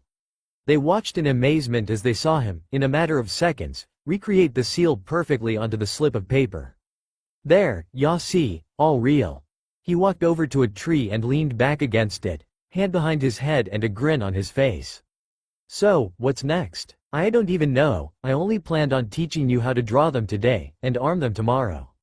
That's pretty much as far as my knowledge goes concerning Fuinjutsu. I suppose I could teach you how to arm them." Kakashi was completely beside himself. "Yeah, how do you do that? Tell me." He was jumping up and down like he had been before. "Sakura, Sasuke, go back to drawing, I don't want you figuring out how, and then trying to use a malfunctioning tag and blow yourself up." Clearly disappointed, they went back over to their writing materials. "Okay Naruto, how you do it, is you put a small amount of chakra into the paper, concentrating on the ink." Naruto grabbed a tag and pushed some chakra into it. Afterwards, he felt a little weaker, but just assuming that it was normal, turned to look at Kakashi questioningly. "Okay, just attach it to your kunai, and throw it, make it explode when it hits that tree over there." He pointed to a tree on the other side of the stream, about 2 meters from the shoreline. Naruto did just that, but when he tried to make it explode, the explosion was so big that it left a crater and caused the water that had been passing by on the edge of the stream to instantly vaporize. The crater quickly filled up with water, forming a little pond on the side of the stream. The rest of the team just stared at him, wondering what in Kami's name had just happened. "Hey, guess I put a little too much chakra into it, hee." Naruto was standing there, rubbing the back of his head. Suddenly, a branch with a blackened and smoking end fell from the sky and hit Kakashi in the head. "Kakashi-sensei, are you alright?" His question was answered when Kakashi fell over, knocked out. Without saying a word, they all decided that training was over that day. Naruto made a clone and had it take Kakashi to the hospital. They all headed off, Naruto heading to the southeast. "Hey, hopefully I won't have any more distractions." Sure enough, he got to his destination without incident. He jumped on top of a nearby apartment complex and sat staring at the Hokage monument, waiting for the light beam to appear. He didn't have to wait long though. After only a few minutes, he saw it, and followed the path it took, seeing that it was headed down to the ground, going behind some buildings that were blocking his view. It disappeared before he could move to get a closer look though, and resigned himself to return tomorrow. As luck would have it, he didn't get the chance. That hit to the head that Kakashi had suffered turned out to be more serious than they had thought. He was kept in the hospital, and Team 7 was forced to do missions all day. They didn't finish until long after sunset. "This is your fault Naruto. Why did you have to give Kakashi-sensei a concussion?" She glared at Naruto, who didn't seem tired at all. "Man, my muscles are sore and I'm all sweaty. I could really go for a dip in the hot springs. Care to join me Sasuke-kun? It's mixed bathing day," she said, trying to sound seductive. "No thanks, I think I'm gonna go, dust my room." Sasuke turned off down an alley and walked away quickly, looking over his shoulder occasionally with an odd expression on his face. Sakura was hanging her head, mumbling, "He'd rather clean his house than bathe with me." Meanwhile, Naruto was off to the side, snickering. "I'll take you up on that offer Sakura-chan." Sakura-chan?" Sakura, not even hearing him, just started walking away, mumbling to herself. Kakashi was let out the next day. They had gone to the training grounds early, considering yesterday filled their mission quota for the week. When they arrived at the training grounds, they saw what looked like a very pale bald man standing up, looking at the memorial stone. But as they got closer, they realized that they were bandages covering the person's head, not the person's skin. Sakura was the first to speak up. Sir, we have training here, we need you to leave. They all tried to suppress their laughter, however, when he turned around. Kakashi had his head almost completely wrapped up in bandages, the only thing showing was his right eye. It's not funny. I think the nurses just used putting the bandages on my face as an excuse to take off my mask. He hung his head sulking. Naruto burst out laughing, unable to suppress it when he thought of something. Hey, Kakashi-sensei, I think I may know something that will cheer you up, he said, trying to suppress his laughter. Oh, and what would that be? Kakashi asked, looking up at him. Okay, here it is. Oiroke no Jutsu. They saw a big puff of smoke. It cleared quickly, for them all to see a young naked woman. She blew a kiss at Kakashi. Hey there sensei, why don't you teach me some new tricks? She said in a honey voice, bending down and running her hand up and down his arm. Suddenly, a red splotch appeared on the bandages on Kakashi's face, quickly growing. He fell backwards, unconscious. At the same time though, something none of them had expected happened. Sasuke shot off into the air, propelled by the force of his nosebleed. He landed a few feet away, knocked out and twitching. Naruto transformed back, rolling on the ground laughing. Oh man, I expected it from Sensei, but Sasuke too? He's a closet pervert. Naruto baka, I'm going to kill you, Sakura yelled, running towards him. You're gonna have to catch me first. He took off running, laughing the entire time. About a half hour later had the three males of Team 7 all sitting down, leaning against the wooden posts, all recovering from nosebleeds, though Naruto's was for a different reason than the others. Sakura was sitting down a few feet away, practicing her seals, occasionally looking over at them and sighing, why did I have to get stuck with a bunch of perverts? Hey, Kakashi-sensei. Naruto had leaned over when Sakura wasn't looking, watch this. Oiroke no Jutsu. Otakanoko Kaisaku. Sakura got up with a sigh, cracking her knuckles, preparing to beat him down when the smoke cleared. Hey there Sakura-chan, why don't you and I go somewhere more private? There stood, in the clearing smoke, an older-looking Sasuke, wearing nothing but shorts, running his hands through his hair. Sakura pulled a Hinata, her face turned redder than a tomato, a trickle of blood coming from her nose, before she passed out with a smile on her face. Kakashi had burst out laughing from the start, while Sasuke sat there gaping, eye-twitching. If you had really wanted to cheer me up Naruto, you should have done that from the start, Kakashi said, trying to stifle his laughter as a smiling Naruto reappeared. In another half hour, they were all sitting down looking at each other, Naruto's face covered in bruises from after Sakura had woken up. Okay, we never speak of this, agreed? Sakura said, looking at each of them. Agreed, they all said in unison, hanging their heads. That evening, after training, Naruto had gone back to look for where the light pointed to. He got there just in time to see that it was pointing to somewhere along the wall. He searched the wall up and down, unable to find anything irregular.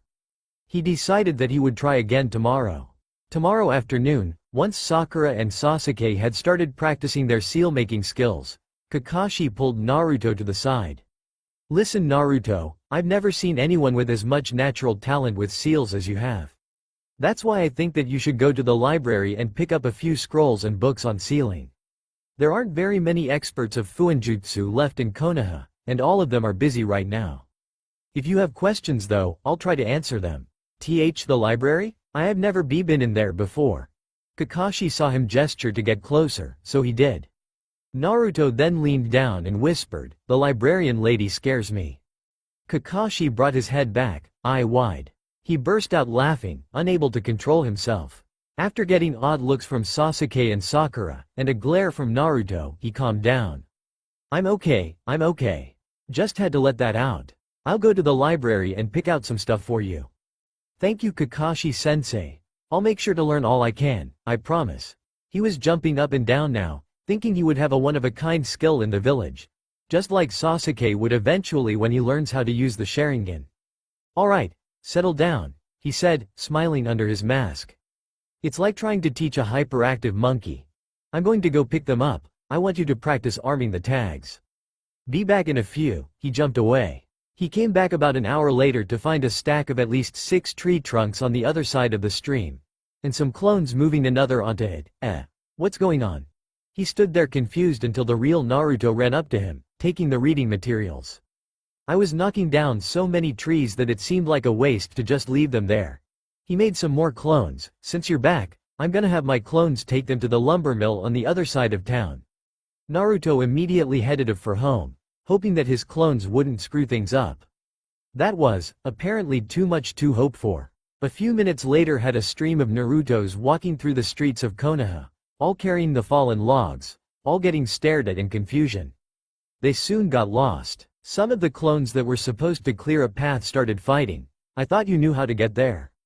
If you didn't know, then why would I know? We know the same stuff, idiot. Ha, you just called yourself an idiot. Why you? They got into a brawl in the middle of the street. Unwittingly, one of the Narutos carrying a log let go to try and break it up, but this caused the other Narutos to drop the log from the sudden imbalance. The worst part was that they were at the top of a hill. It started rolling down, gaining momentum. Most people had been paying attention to what was going on and gotten out of the way before there was any danger. One person, though, at the bottom of the hill was oblivious, seemingly staring at a food poster. The Narutos that had been fighting all stopped and started running to catch it. They saw the one person wasn't paying attention. Hey fatso, get out of the way, log coming through. I'm not fat, I'm pleasantly plump. An angry Choji had turned around and grabbed the log just as it was about to hit him. With superhuman strength, he picked it up and threw it at the group of Narutos, most of whom dispelled. Oh, hey Naruto, I didn't see you there, was the Akamichi's response when he noticed the group of clones. These series of events caused the real Naruto, who was back at his apartment, to cringe and sigh, as the memories of the clones came back to him. He made a few more clones to replace the ones that were dispelled. After a few hours going over the various books that he was given, most of which just explained the different uses of seals, he headed back over to the edge of town to search along the wall.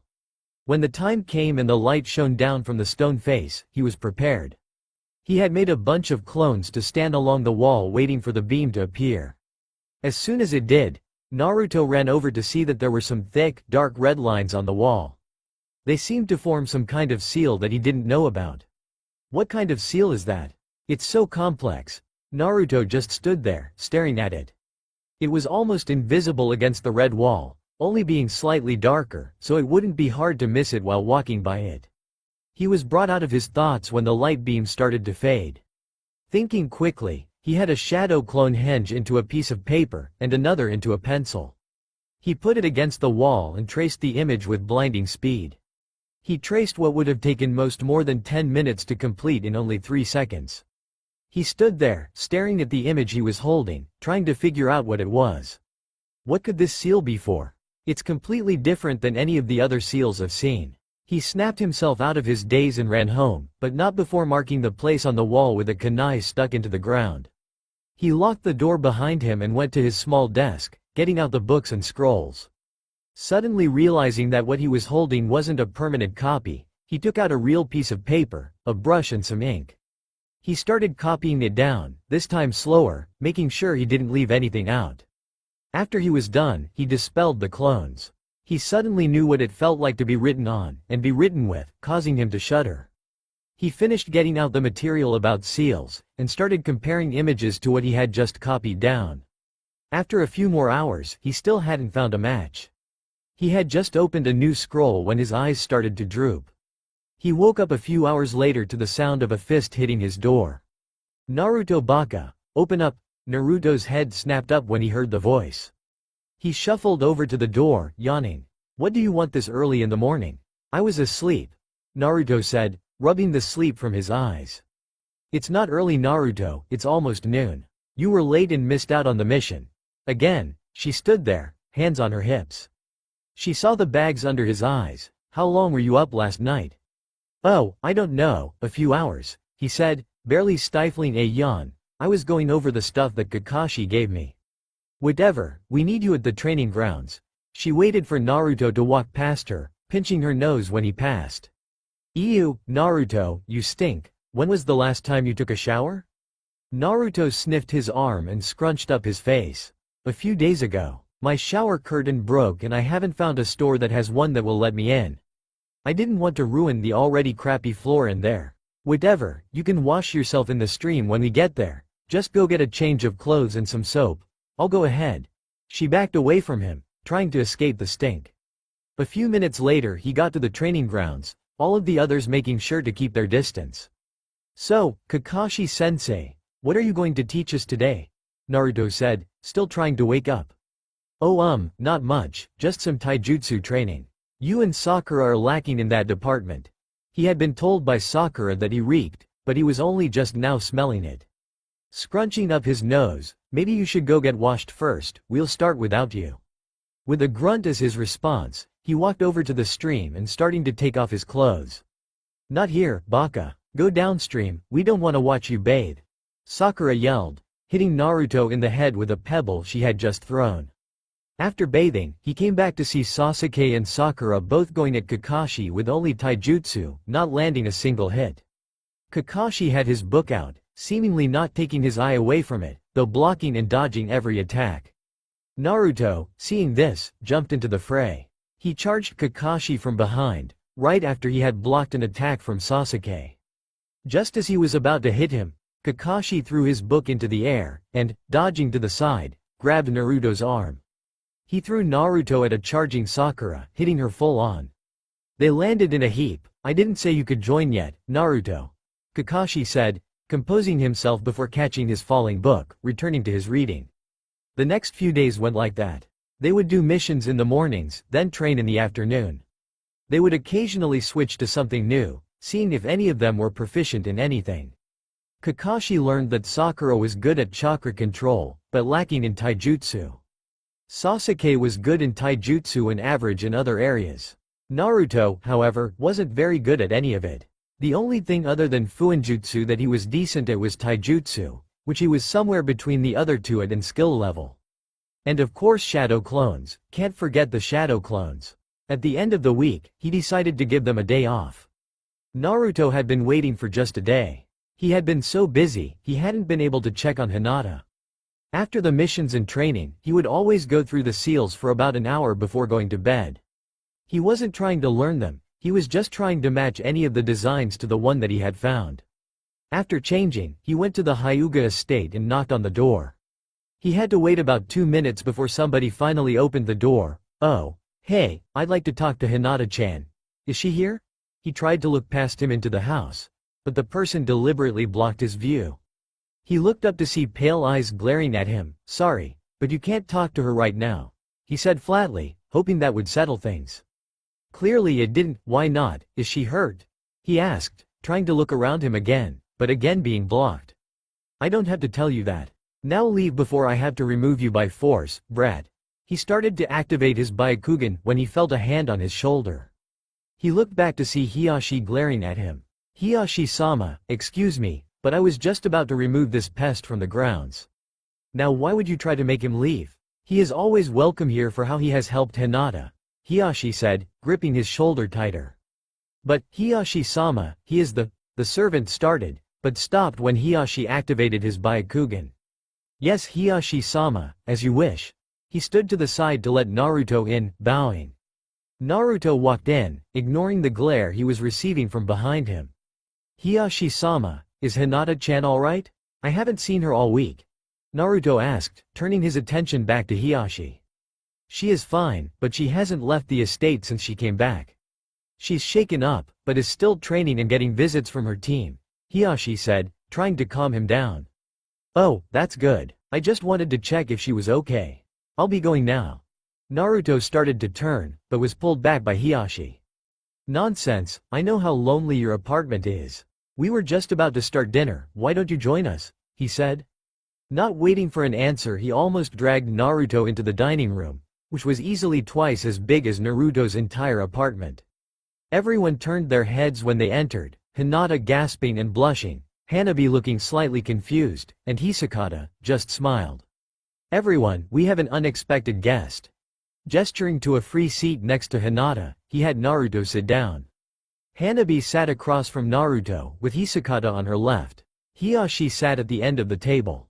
Hiyashi clapped his hands and a dozen servants came out, all carrying platters of food. They set them down on the table in front of the people who were sitting. They left, and then re-entered, all carrying dishes and chopsticks, which were handed to each person individually.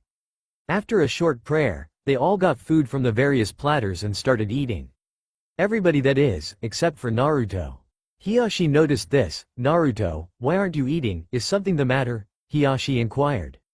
Naruto didn't seem to hear him, so he walked over and placed his hand on his shoulder.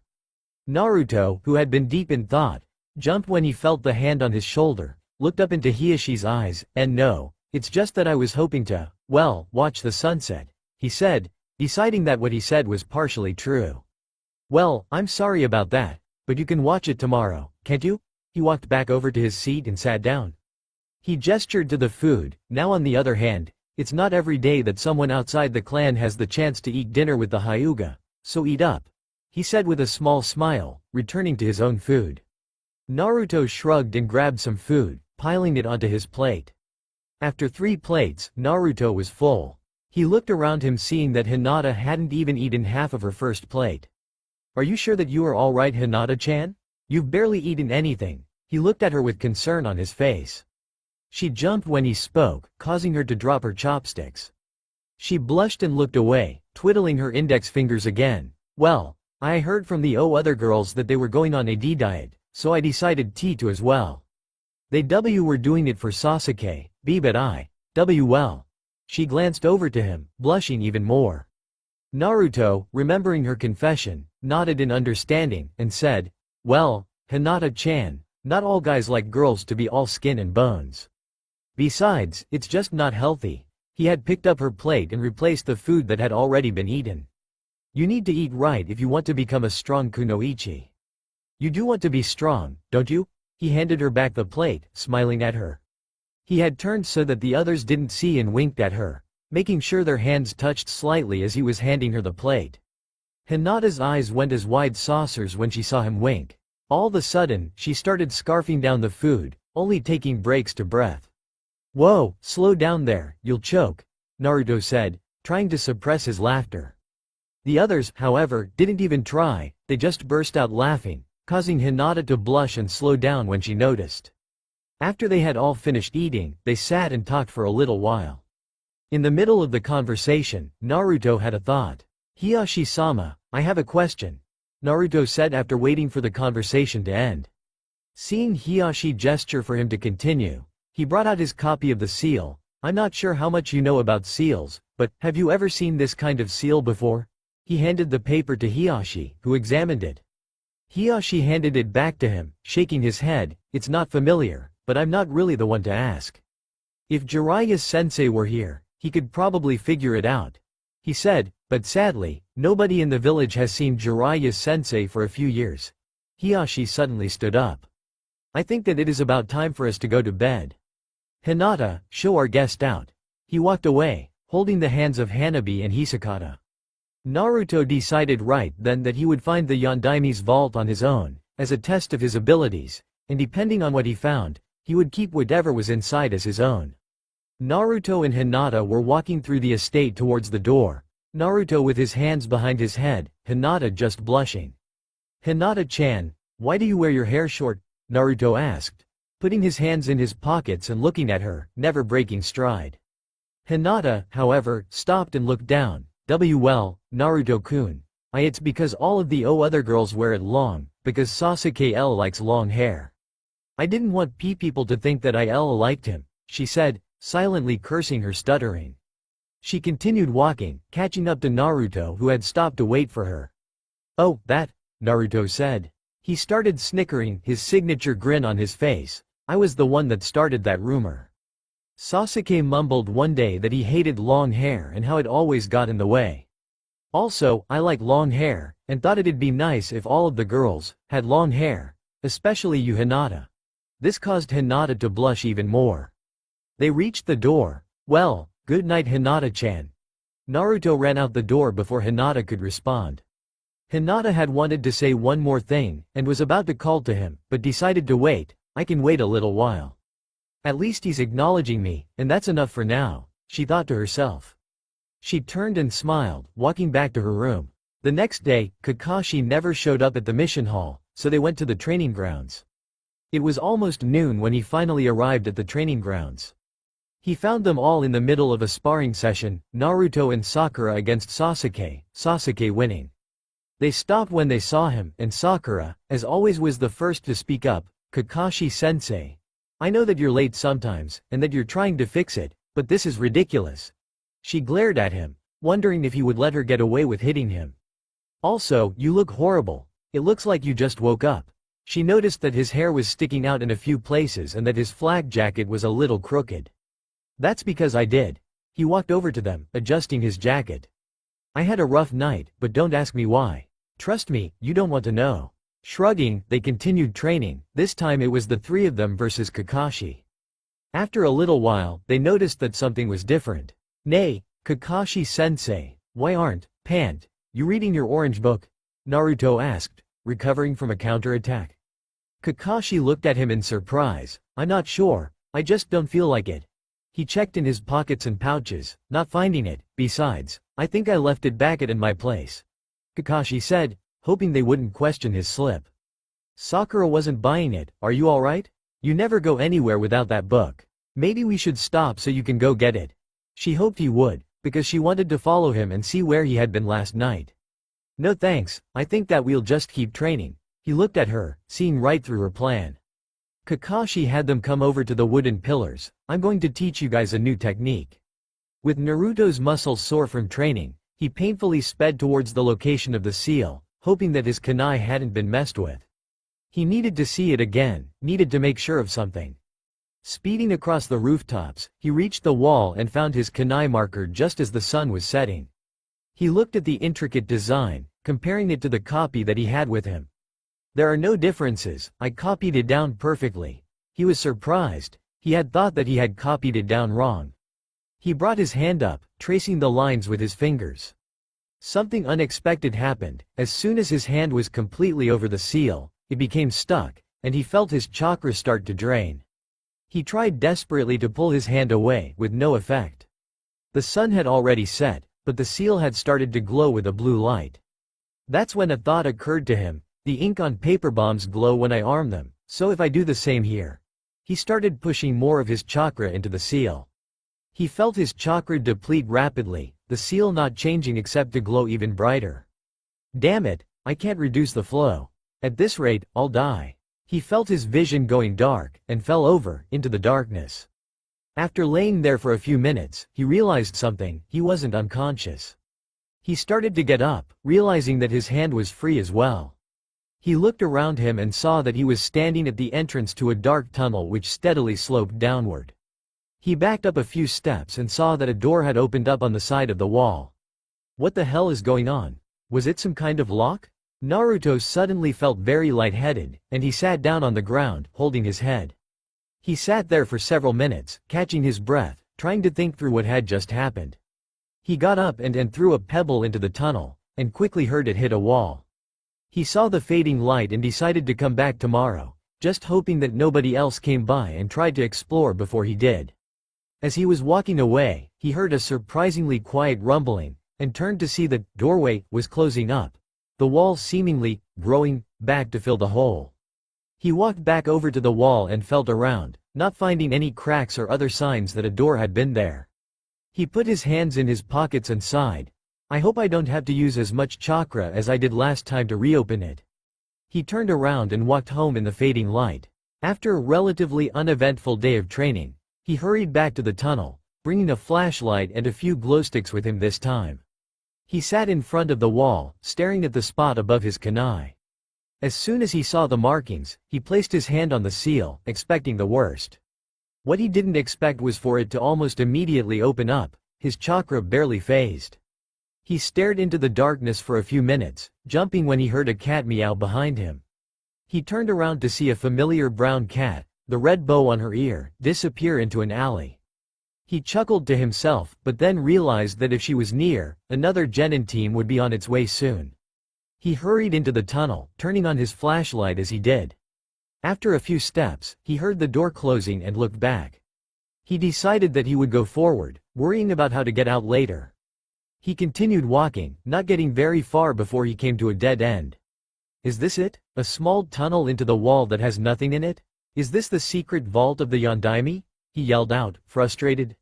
He started to walk forward, checking if there was another seal on the wall at the end. He was almost there when he heard an odd sound from beneath his feet. He looked down to see a manhole cover, and sweat dropped. He put the flashlight in his mouth and moved the cover over, revealing a small hole with a ladder leading down into the darkness. He grabbed one of the glow sticks he had brought along, activated it, and dropped it down the hole. It quickly faded into the darkness, hearing the small sound of it hitting the ground about 3 seconds after it was dropped. About 60 meters. Keeping the flashlight in his mouth, he started climbing down the ladder, dropping down when he reached another tunnel. He picked up the glow stick, sticking it in his pocket. He was about to move forward, but stopped when he saw the light of the flashlight reflect off of something a few inches from his nose. He fell backwards in surprise, shining the light in front of him. He broke into a cold sweat when he looked at what he had almost walked into. In front of him was a huge crisscrossing of ninja wire covered in explosive tags. It went on for a few meters, where it stopped at a small metal door. He sighed in relief, knowing that if he had taken one more step he would be dead right now. He got up and looked around him. This part of the tunnel was about 2 meters wide and 3 tall. He saw that the wire was forming an impassable barrier, no openings large enough for even a kunai. As he shone his flashlight around the walls, he saw that at every point where the wire was attached to the wall was a small seal. There were 2 other seals on the wall next to him and the door. It looked completely different than the seal that he had found outside. It was black and had more of a swirl pattern to it. Looking closely, he saw that there was a slight difference between the ones on the wall and door, and the one next to him. The one next to him had the kanji for lock in the center, and the one for closed in the others. Just to make sure that it wouldn't work, he placed his hand into the center of the seal and pushed his chakra into it. He suddenly brought his hand back with a yelp. The seal had turned red when chakra was put into it, burning the parts of his hand that had been touching the ink. Seeing that there was nothing he could do here without more knowledge, he took out all of the materials to make a seal, which he kept on him at all times now just in case. He started copying down the seals that he saw, going slowly and making sure that he didn't make a mistake. After a short time, he got up and placed the paper that he had used back into his pouch, and started going back up to the surface. When he reached the entrance, he shone the light onto the wall and saw a seal identical to the one outside. He pushed his chakra into it, and walked out, relieved to see that nobody was around. He started to walk back to his apartment, his mind too distracted to be running. He decided that he would proceed with the rest of the riddles slowly, not seeing any reason to rush. He got back to his apartment and got ready for bed, sitting down for a few minutes to place his new seals in his desk and look at the riddle. When the world is painted red, and your friends are thinking of bed, look into the soul, on the Flash's head. He had already figured that out. Look into the eyes of the Yondaime at sunset. At the end of the light, you must share your might. Watch out for the paper and ink, or you'll never see another fight. That part made more sense now. Follow the beam of light, and share my chakra, or what makes me mighty, with the seal. Then to watch out for the paper bombs or I could die. From the union of yellow and red, orange blood need be bled. Inside you will find the tools to take our stead. He still had absolutely no clue about the last part. He still didn't know what orange blood was, or why it stated the fact that orange comes from red and yellow. And who is the other person in our? He sighed, placed it back in a drawer, and went to bed, thinking about how much had changed in the past month. The next morning, Naruto was pleasantly surprised to find out that they were given the mission to find Tora. As they exited the mission hall, he ran ahead of the others, telling them to follow. Come on guys, hurry up. Let's finish this mission. What's got you so worked up, Naruto? I thought you hated catching Tora, Sakura said, turning to Kakashi for orders. Sasuke nodded. Yeah Dobi, don't get so worked up. We need to find where she is first. He took the wireless radio from Kakashi, handing another to Naruto. Whatever, you guys can do that, I'll be right back, Naruto said, bounding off towards the edge of town after putting on his radio. He was long gone before they had time to react. Cha, that baka is so going to get it when he gets back, Sakura yelled, but then jumped when she heard Naruto in her ear. You don't have to yell, Sakura-chan, I can hear you just fine. Besides, you'll be happy when I come back, he said, the others wondering what he meant. Naruto quickly reached the alley where he had seen her last night and made an army of shadow clones. He surrounded a dumpster, hearing the sounds of something moving inside. He captured Tora, who started trying to claw off the face of the clone who was holding her. He suddenly had an idea. He had one of his clones henge into a cage, and put Tora inside of it, making sure that he could hold it without her biting off his fingers. Hey guys, I got Tora, meet me at the assignment hall. Once they were reunited, the rest of his team asked him how he had found her so fast. He just let out the simple answer, which was partially true: I used shadow clones to find her. After returning the reluctant cat to her owner, they were told to wait for another mission, seeing as how they had finished the first one so quickly. Hiruzen brought out the scroll detailing the various D-rank missions that were available. Let's see, what do we have? Ah, you could babysit the chief counselor's baby or dig up potatoes at. Come on, isn't there anything more exciting that you could give us, Gigi? These missions are all too easy and boring. He sat down on the ground, showing the others that he wouldn't leave until he got something better. Hiruzen sighed, alright, if that's how you're going to be, then I guess I have no choice. I'll assign you to an escort mission that we just received, he said, then called out for their client to enter. An aging man entered, holding some form of alcohol in one hand, and leaning against the wall, clearly drunk. So I'm supposed to be escorted by these brats? Are you sure that they're really ninja? He slurred out, stumbling over to Naruto and eyeing him. You look kind of funny, what happened to you? Naruto snapped, only being prevented from tearing the old man to shreds by Kakashi, who had grabbed the back of his jacket. Naruto, you can't kill the client, or do you want to fail your first C-rank mission? Those last words made Naruto stop struggling.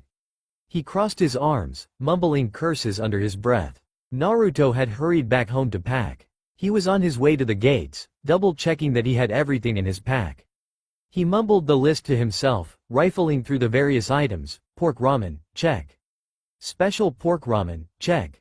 Pork and miso ramen, check. Beef. Hello Naruto-kun. Naruto looked up to see Hinata standing there, looking at him nervously. Hey Hinata-chan, what's up? He said, returning the pack to his shoulders. He was sure he had everything, and if he didn't, the rest of his team would help him.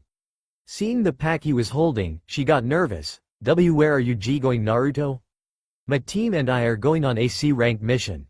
We have to escort a drunk asshole to his bridge so he can finish it.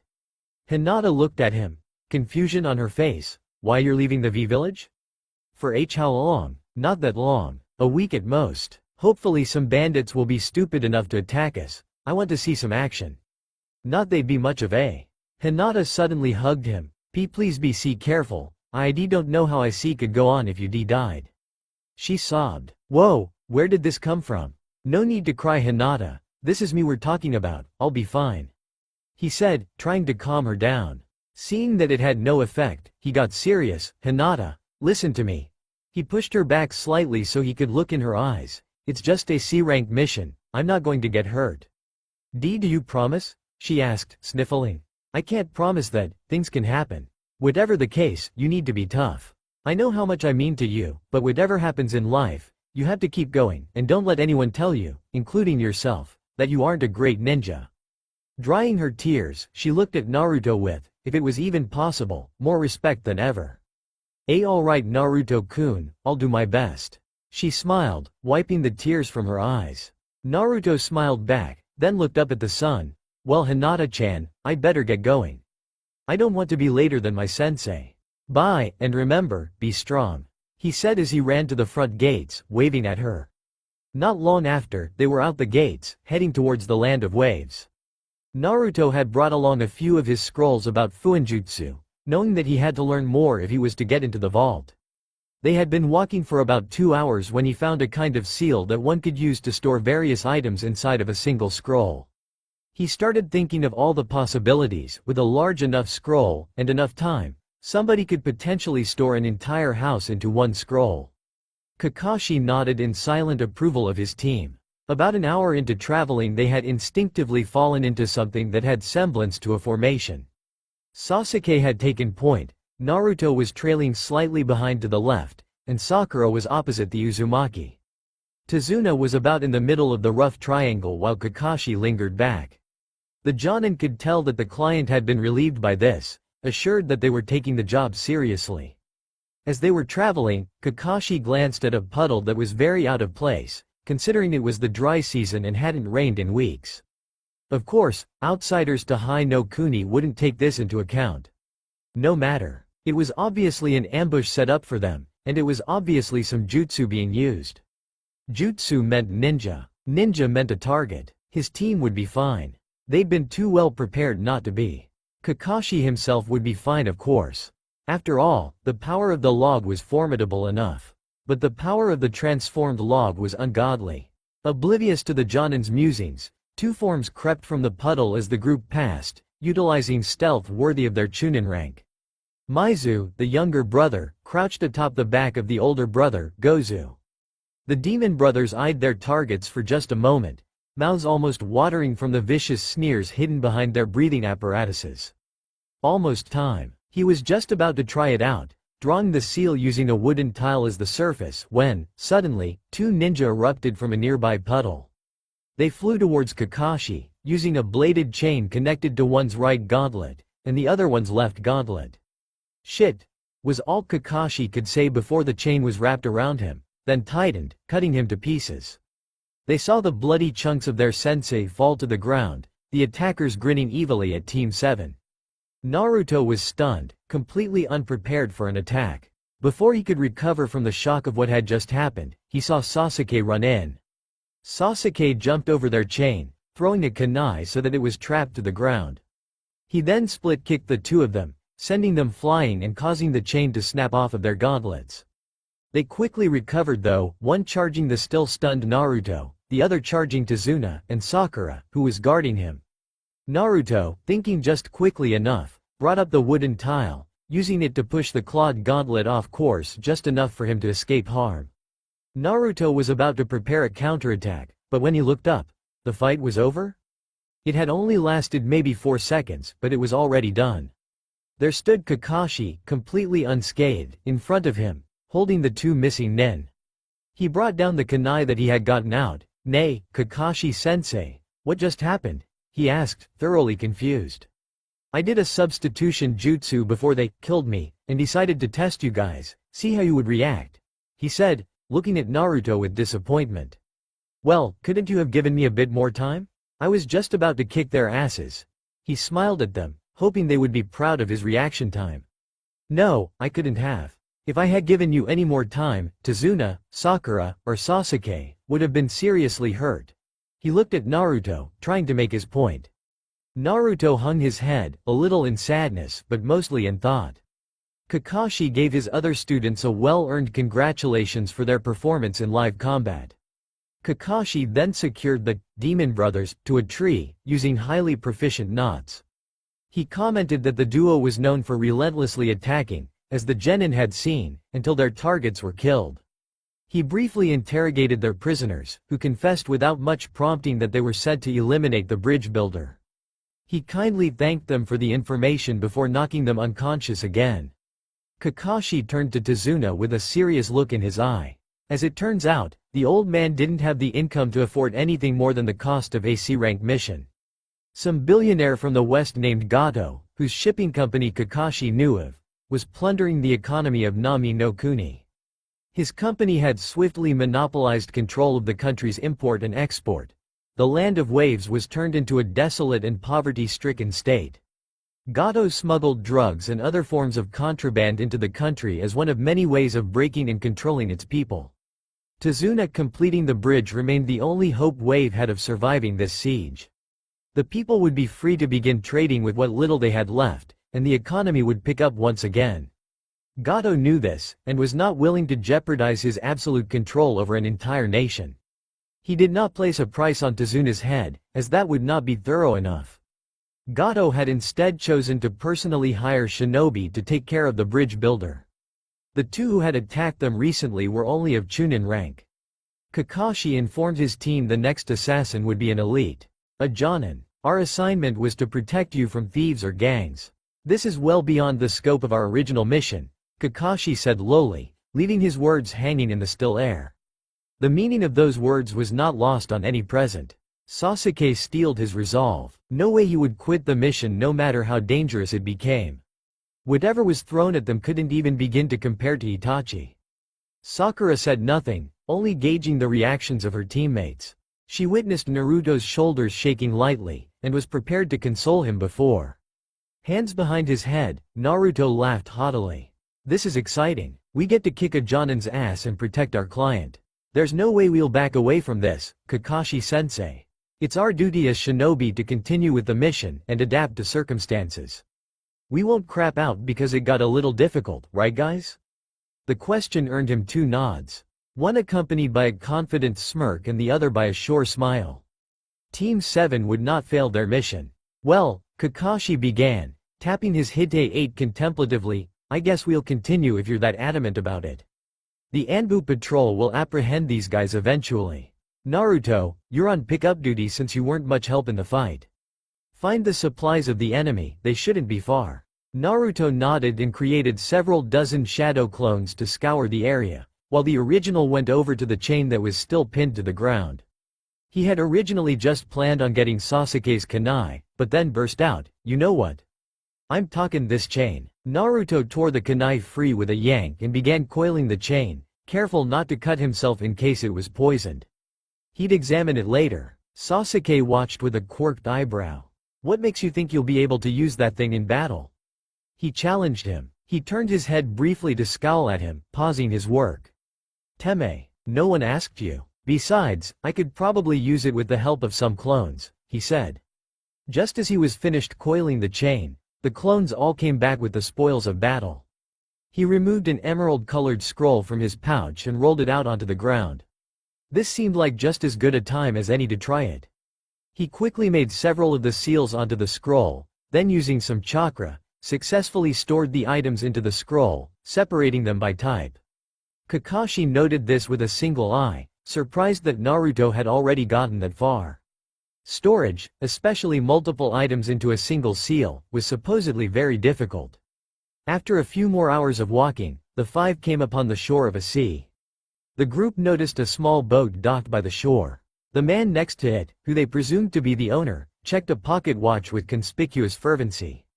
It didn't take a ninja prodigy to realize that Tazuna had arranged for transportation.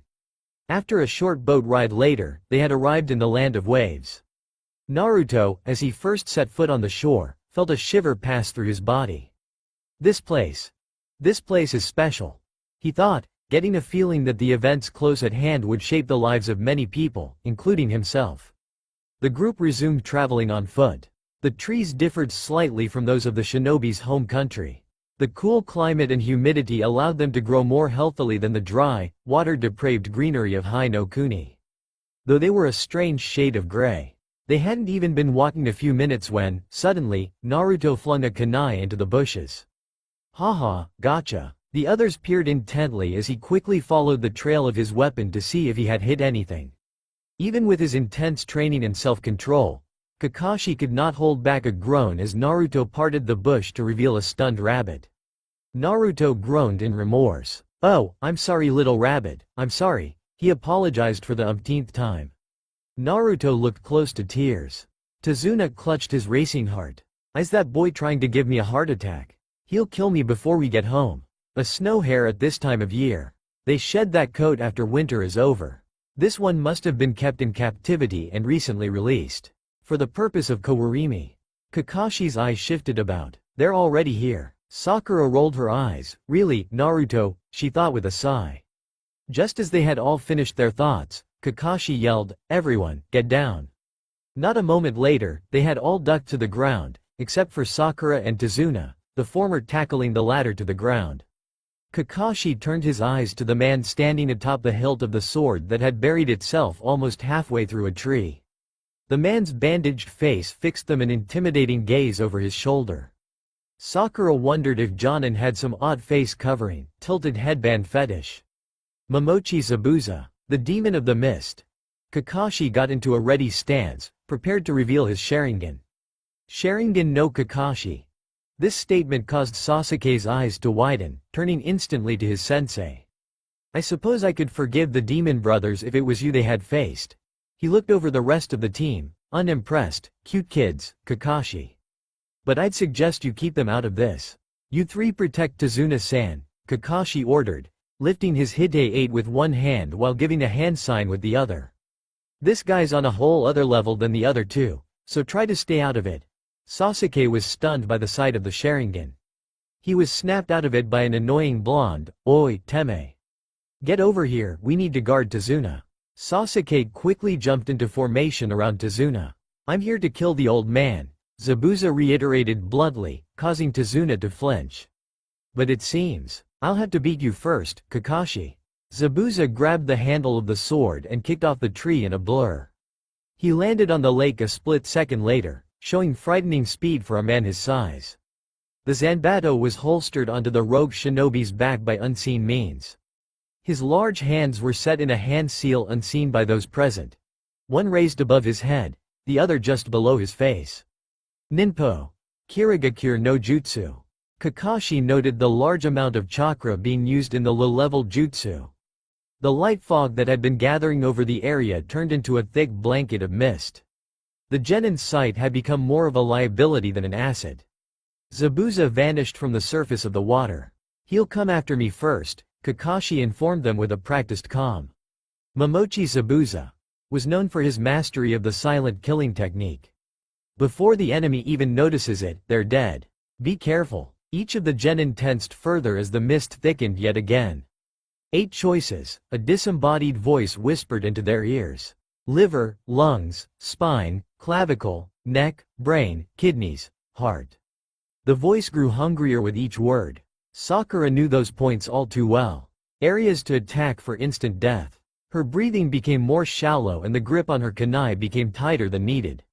She could see Zabuza sneering at them in her mind, salivating at the urge to strike, his teeth so sharp. Sakura knew he wanted to rip the flesh from their bones. Beads of sweat rolled down Sasuke's face. The oppressive aura of Zabuza's killing intent chipped at his sanity. Just as he felt himself turning the kunai toward his throat, he took a few deep breaths and calmed himself, closing his eyes. Naruto channeled a bit of chakra into his ears in a feeble attempt to hear Zabuza's approach. He could hear Sasuke's labored breathing, the light shaking of Sakura's kunai, the chattering teeth of their client. Just on the edges of his hearing he could tell Kakashi-sensei shifted slightly. Now if he could just hear Zabuza coming. It hit him like ramen withdrawal. Cerulean eyes flashed open to see the back of Zabuza's left side, hand clutching the hilt of the massive blade. He was rooted to the ground with a mixture of shock and cold fear at seeing Zabuza in a perfect position to slice them all in half with a stroke of his weapon. Zabuza hadn't made a single sound, his movements were flawless. Sakura's pulse thundered in her ears. It was instantaneous, she thought, her inner voice racked with dread. He had just appeared. Sasuke could see the beheading circle designed near the top of the blade, as well as Zabuza's right side. It had been spelled out for them, clear as day. This was the difference between an elite Jonin manslayer and even the most gifted of green genin. They could not compare. Neither the freshly graduated ninja nor Tazuna saw who was hit by what, but a flash of green and blue collided with Zabuza, and the rest of them tumbled away in different directions.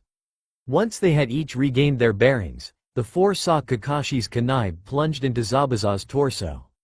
Unlike the many people Kakashi has stabbed over his lifetime, Zabuza bled cool water instead of warm blood.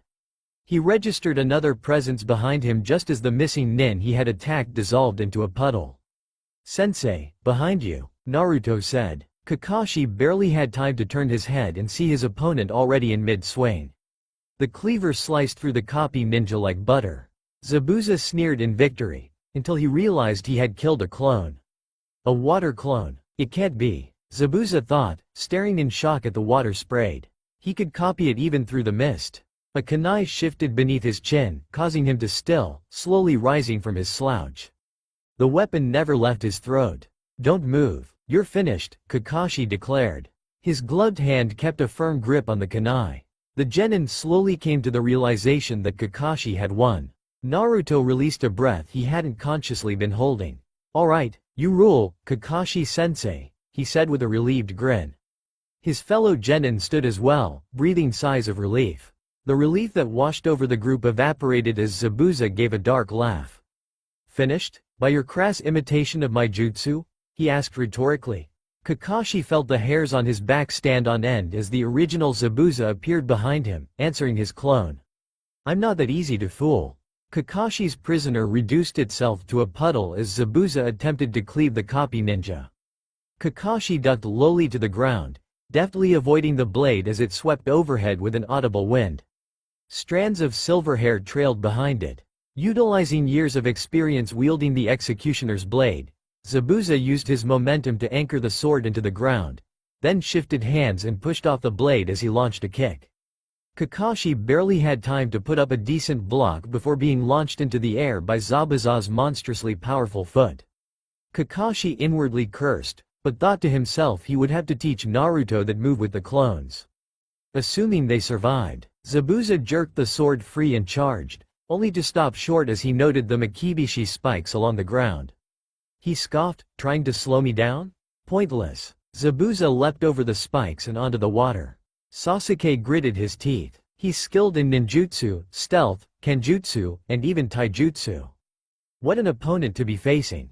Kakashi emerged from the lake. He found himself unable to climb out and onto it. It's denser than normal water. I can barely stay afloat. Is this chakra? Zabuza appeared directly behind Kakashi, standing on top of the water as he shot through a short string of hand seals. Hey, fool! Suiru no Justu. Damn it! The dense water wrapped around Kakashi, forming a bubble. It restricted all of his movement, not allowing him to form hand seals. Zabuza gave a bark of victorious laughter. This jutsu may be made of water, but it's stronger than steel. It makes things tougher for me if you can move, right? Now then, he turned his sights to the shore dwellers, using an elite technique of the mist to form a one-handed seal. It's time to take care of your little friends. Mizu Bunshin no Jutsu. Water near the shore of the lake frothed and morphed into Zabuza's intimidating form. The water clone gazed upon the assembled Konoha shinobi with disdain, sharing its creator's contempt for them. You brats think being shinobi is child's play. It is not a game. Life and death hang in the balance of your every action. Wearing your Hite 8 and acting like real ninja. But you know what? A real ninja is someone who's seen the line between this world and next so many times it doesn't even faze them. A real ninja would be in my bingo book. You're just a bunch of kids. While Zabuza believed what his clone was saying, there was another purpose to his words other than relaying the harsh lesson he learned as a child. He wanted them to flee. If he wanted them dead, they already would be. These were kids. Nothing like the distrustful bastards he grew up with.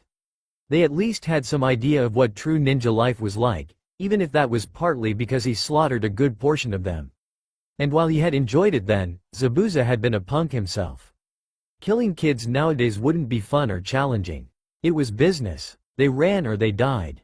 Naruto, the entire time, had been lost in thought. He was suddenly brought out of it when he was kicked into the air, hard enough to knock off his headband. You're just a bunch of brats. The clone stepped onto the Hite 8, grinding it into the ground.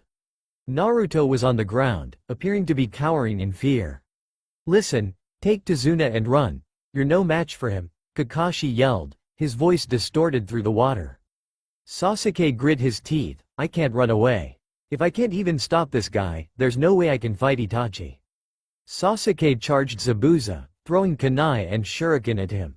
Zabuza easily blocked them with his sword, kicking upwards to knock Sasuke away, who had jumped into the air to attack.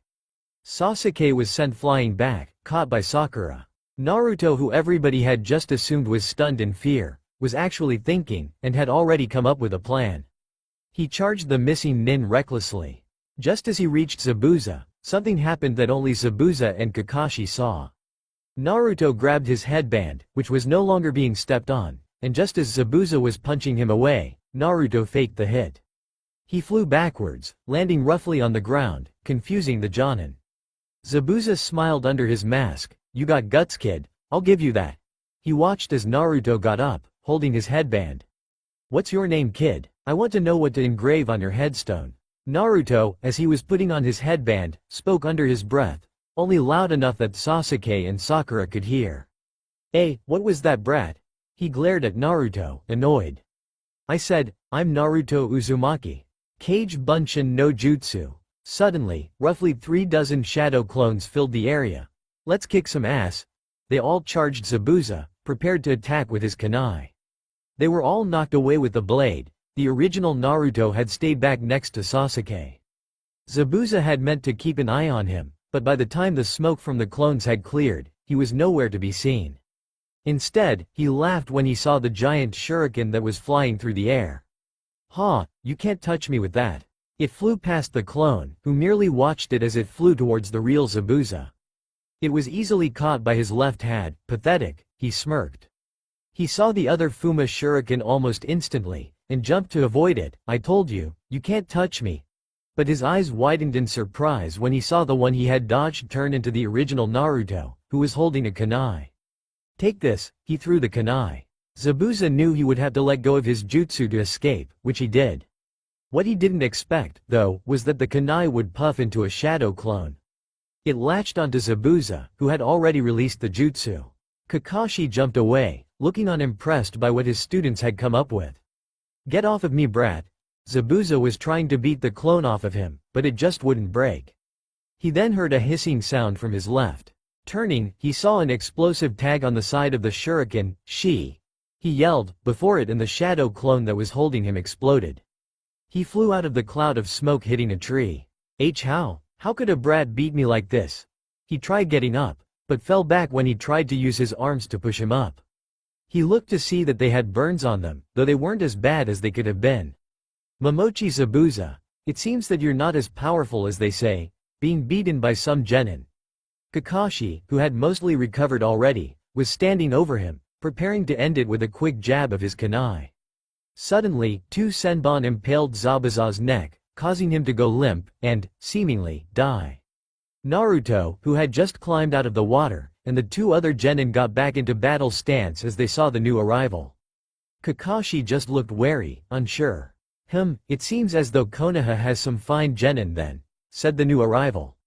She wore a mask similar to Konoha's Anbu, but it wasn't of an animal, and had the symbol for Kiri on the forehead. She jumped down next to Zabuza, feeling his pulse. "Thank you, Hunter-san. We'll leave the cleaning up to you." He stepped back, allowing her to pick up Zabuza. "But, Kakashi-sensei, who is she? Why are we just handing him over to her?" Naruto yelled, running up to Kakashi, ready to attack the newcomer. Kakashi, however, hit him over the head, and shushed him. The hunter nin chuckled at this, before shunshining away. Sigh, Naruto, she was a hunter nin of Kirigakure, essentially their version of an Anbu. Zabuza is a missing nin from Kirigakure and held secrets in his body. Secrets of their village that they don't want out. If we had tried to stop her, we could have started a war. Would you want that? Kakashi finished his lecture. Naruto gulped, imagining what may have happened if he had attacked. Naruto shook his head. Kakashi's eyes smiled at him. Good, now let's get moving. We still need to get Tazuna to the bridge. He fixed his hite. He took a few steps when he suddenly collapsed. Kakashi-sensei, Sakura yelled, running over to him. She got onto her knees and shook him a little, causing him to groan. Are you alright? He opened his eyes and groaned. Yeah, the Sharingan just takes a lot out of me. Could one of you carry me? He asked, starting to laugh, but it turned into a coughing fit. They all hung their heads and sighed. After Naruto made a shadow clone to carry Kakashi, they set off for Tazuna's house, intent on getting there before sundown. I need a drink. Day 1. Kakashi was walking back to his apartment, thinking about the events of the day. Well, I guess it makes sense to stick those two on my team. It's only fair that I should be the one to teach them, he sighed. He suddenly heard a familiar voice. Hey there Kakashi, how's it going? He turned around and sighed again. He really couldn't deal with Anko right now, he was too tired. He tried to continue walking, but was quickly intercepted. Hey, where you going? Not trying to escape are you? She laughed, clearly joking, while he half-heartedly chuckled. Come on, what's got you so down? Kakashi sighed again. I'm actually pretty happy, but not to sound like a Nara here. Dealing with my team is going to be so troublesome. He rubbed the back of his head. Sounds like you need a drink, she said cheerfully, grabbing him by the shoulder. No thanks, I don't think that I have time to go drinking. I don't want to be too late tomorrow. He shrugged her hand away and attempted to walk around her. Nonsense. My friend, one thing you have to learn. There is always time for sake. She wrapped her arm around his neck and pulled him into an awkward hug, his neck in her armpit, causing the side of his face to press against her bosom. Besides, you finally passed a team, and that is definitely an accomplishment that calls for a celebration. She let go of his head, but instantly grabbed his wrist and dragged him along, straight to the nearest bar. About an hour later, they were seated in a booth near the back, not really for privacy, more so that drunk women wouldn't see his face as he was drinking. There was half a bottle of sake left, and 2 more empty bottles to the side. Kakashi had barely drank anything yet, sighing at his colleague's behavior. You know, it's so funny watching them squeal. There was this one guy, I think his name was MHMNF. A hand had been clamped over her mouth. Shush, you're not supposed to talk about your work that in depth. Remember, Kakashi's hand was knocked away? Hey, whatever, I don't think that anybody that can hear us really cares. She looked over Kakashi. You haven't drank enough yet, you need more. She suddenly jumped onto the table and grabbed the bottle. She stuck the mouth of the bottle into his mouth, and clamped his nose shut, forcing him to swallow it. It was gone in a few seconds, and she let go of him, sitting back in her seat and laughing like a crazy woman. That's not funny, unlike you, will be dealing with a group of kids tomorrow morning. What happens if they see me like this? He gestured to himself in general, I'll be setting a bad example. She stopped laughing long enough to speak, I'll tell you what will happen. Sasuke, who I maintain is gay, and the girl will fall in love with you, when they see you without your mask. While Naruto will crack up laughing. The image popped into her head of Sasuke swooning over Kakashi, and she cracked up again. She was brought out of it when she heard a thud, and looked over to see that he had passed out. Day 4. Kakashi had chosen to go to the bar this time. He had been sitting down for a short time before Anko suddenly sat down across from him. So, what's the occasion? She said, a big Naruto-like grin on her face. 2 reasons. The first is that I was let out of the hospital this morning. The second is that Sasuke is definitely not gay. He handed her a small dish with sake in it. Cheers, to the possibility that the Uchiha will see another generation. They clinked their dishes together and drank, Anko pouring herself another round. So, she said after downing another cup, how'd you find out he wasn't gay? Did you show him what's under the mask? She started snickering. If that's true, maybe he just thinks that you're ugly, she said, her cheeks already turning red from drunkenness. Hey, very funny, but no. Naruto used a hench that made him look like a Wolkoff's a beautiful naked woman.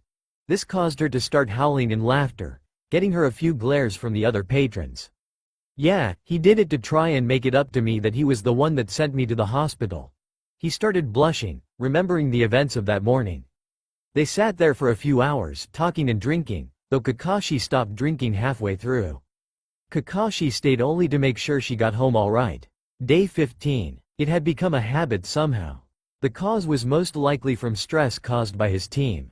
He had severely reduced the time that he spent at the memorial stone, and increased the amount of time that he spent drinking, Anko inexplicably showing up almost every time he went there. He eventually just accepted his new drinking partner, not really caring about her rowdiness anymore. He steadily started drinking more and more, getting more like her every night. She had also started sitting next to him, instead of opposite him. They had been drinking for a while now, when a young couple walked over to the booth, apparently not seeing Kakashi or Anko. This would prove to be the downfall of their relationship. The girl, upon seeing Kakashi's unmasked face, started swooning over him, and trying to seduce him, ignoring the protests of her boyfriend and Kakashi. Getting fed up, he moved her out of the way, and tried to punch Kakashi. Before he could even touch Kakashi though, Anko appeared in front of him and picked him up by the collar of his shirt. Looking down, he had a good look at her body, and said, "Hey, you're a lot hotter than my girlfriend. What say we go have some fun?" He smiled at her, thinking that he had hit the jackpot when she started to smile at him, and put him down. He hadn't seen Kakashi wince when he heard this statement however, and didn't expect what happened next. Still with a smile, she kneed him where it hurt, then, before anybody could react, sent him flying through the wall with a punch. Anko was about to follow after him, when Kakashi got in front of her, his mask now on. "Alright, I think you've had enough to drink tonight. Let's say we get you home." He smiled at her, trying to calm her down. Her smile turned into a scowl when she saw him crawl out of the rubble. He saw her and started trying to run, screaming, "Help, that crazy bitch is trying to kill me." "What was that? You'd be dead meat if he wasn't holding me back." She struggled against Kakashi, who wouldn't let her pass. He dragged her out of the bar, apologizing to the barkeep and promising to repay him for the damages. Once they got out of the bar, she calmed down, but then turned her glare to Kakashi. "Why didn't you let me teach that punk a lesson?" She looked about ready to unleash her anger on him. "Because, Anko, he was civilian, and you would probably end up killing him." She crossed her arms under her, unhappy that he made sense. After a bit of convincing, she agreed to call it a night, but insisted that he walk her home.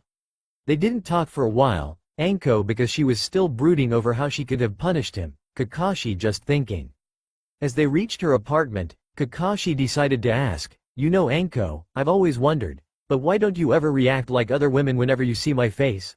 He had been wanting to ask this for a while, but he wasn't sure he wanted to know the answer to the question. She shrugged after unlocking her door. "I guess, I just don't care what you look like. I mean sure, you're hot, but if that was all I went after, then I'd be married by now. I'm going after you for other reasons," she said nonchalantly, before realizing what she had said. Kakashi looked at her, surprised by what she had unwittingly revealed. She uncharacteristically blushed, and before Kakashi could respond, she had pulled a kunai on him, pressing him against the wall. "If you ever tell anyone, and I mean anyone, about what I just said, I'll kill you. Understand?" she said menacingly. Kakashi nodded, starting to sweat. Not letting him go just yet, she stared at his eye for a while, then moved his mask down, revealing the rest of his face. She studied his face, as if taking it in for the first time, when she suddenly kissed him, causing Kakashi's eye to widen. Throwing the kunai behind her into the wall of her apartment, she grabbed his vest and pulled him into her apartment, not breaking the kiss. Kakashi had quickly recovered from the shock, and was pushing her against the wall of her apartment, taking over the kiss. They broke the kiss for need to breath, both panting heavily. Anko pushed him onto the couch, quickly went to close and lock the door, before straddling him. She shook off her coat, and took off his flak jacket before returning to the kiss. She grabbed his head, pulling it towards her, trying to stay in control, as was her nature. They had just broken the kiss, ready to continue, when they heard a loud sound outside. Anko, rolling her eyes in frustration, got up and walked over to the window. She looked outside to see a group of guys had gotten into a fistfight, knocking over a trash can in the middle of it. Kakashi saw where her thoughts were headed. He got up and was about to calm her down, when she picked out the kunai from the wall next to her, opened up the window, and threw at one of the people who were fighting. It whizzed past his head, getting the attention of all the guys in the group. "Will you shut up? People are trying to have sex up here," she yelled out at them, loud enough that all the dogs in the Inuzuka compound on the other side of town started barking. Kakashi did a faceplant, hearing all the guys outside burst out laughing.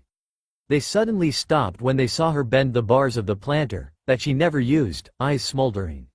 Seeing this, they all started running away, yelling about a purple-haired demon woman.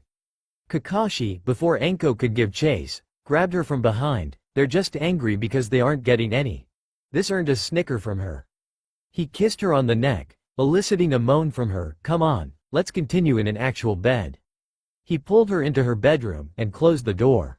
Kakashi woke up, suffering from a splitting headache. He looked around him, confused on his whereabouts, until he saw Anko next to him, wearing nothing but a sheet. He sat up, starting to sweat, not able to remember last night. He got nervous, thinking that she may have just slept with him because she was drunk. He started thinking of what she might do to him when she woke up, him becoming a eunuch among those thoughts. He jumped when he felt her arms wrap around his neck gently, expecting her to start strangling him to death. What he didn't expect, however, was for her to whisper in his ear, in a very un-Anko tone, "Hey sweetie, how'd you sleep?"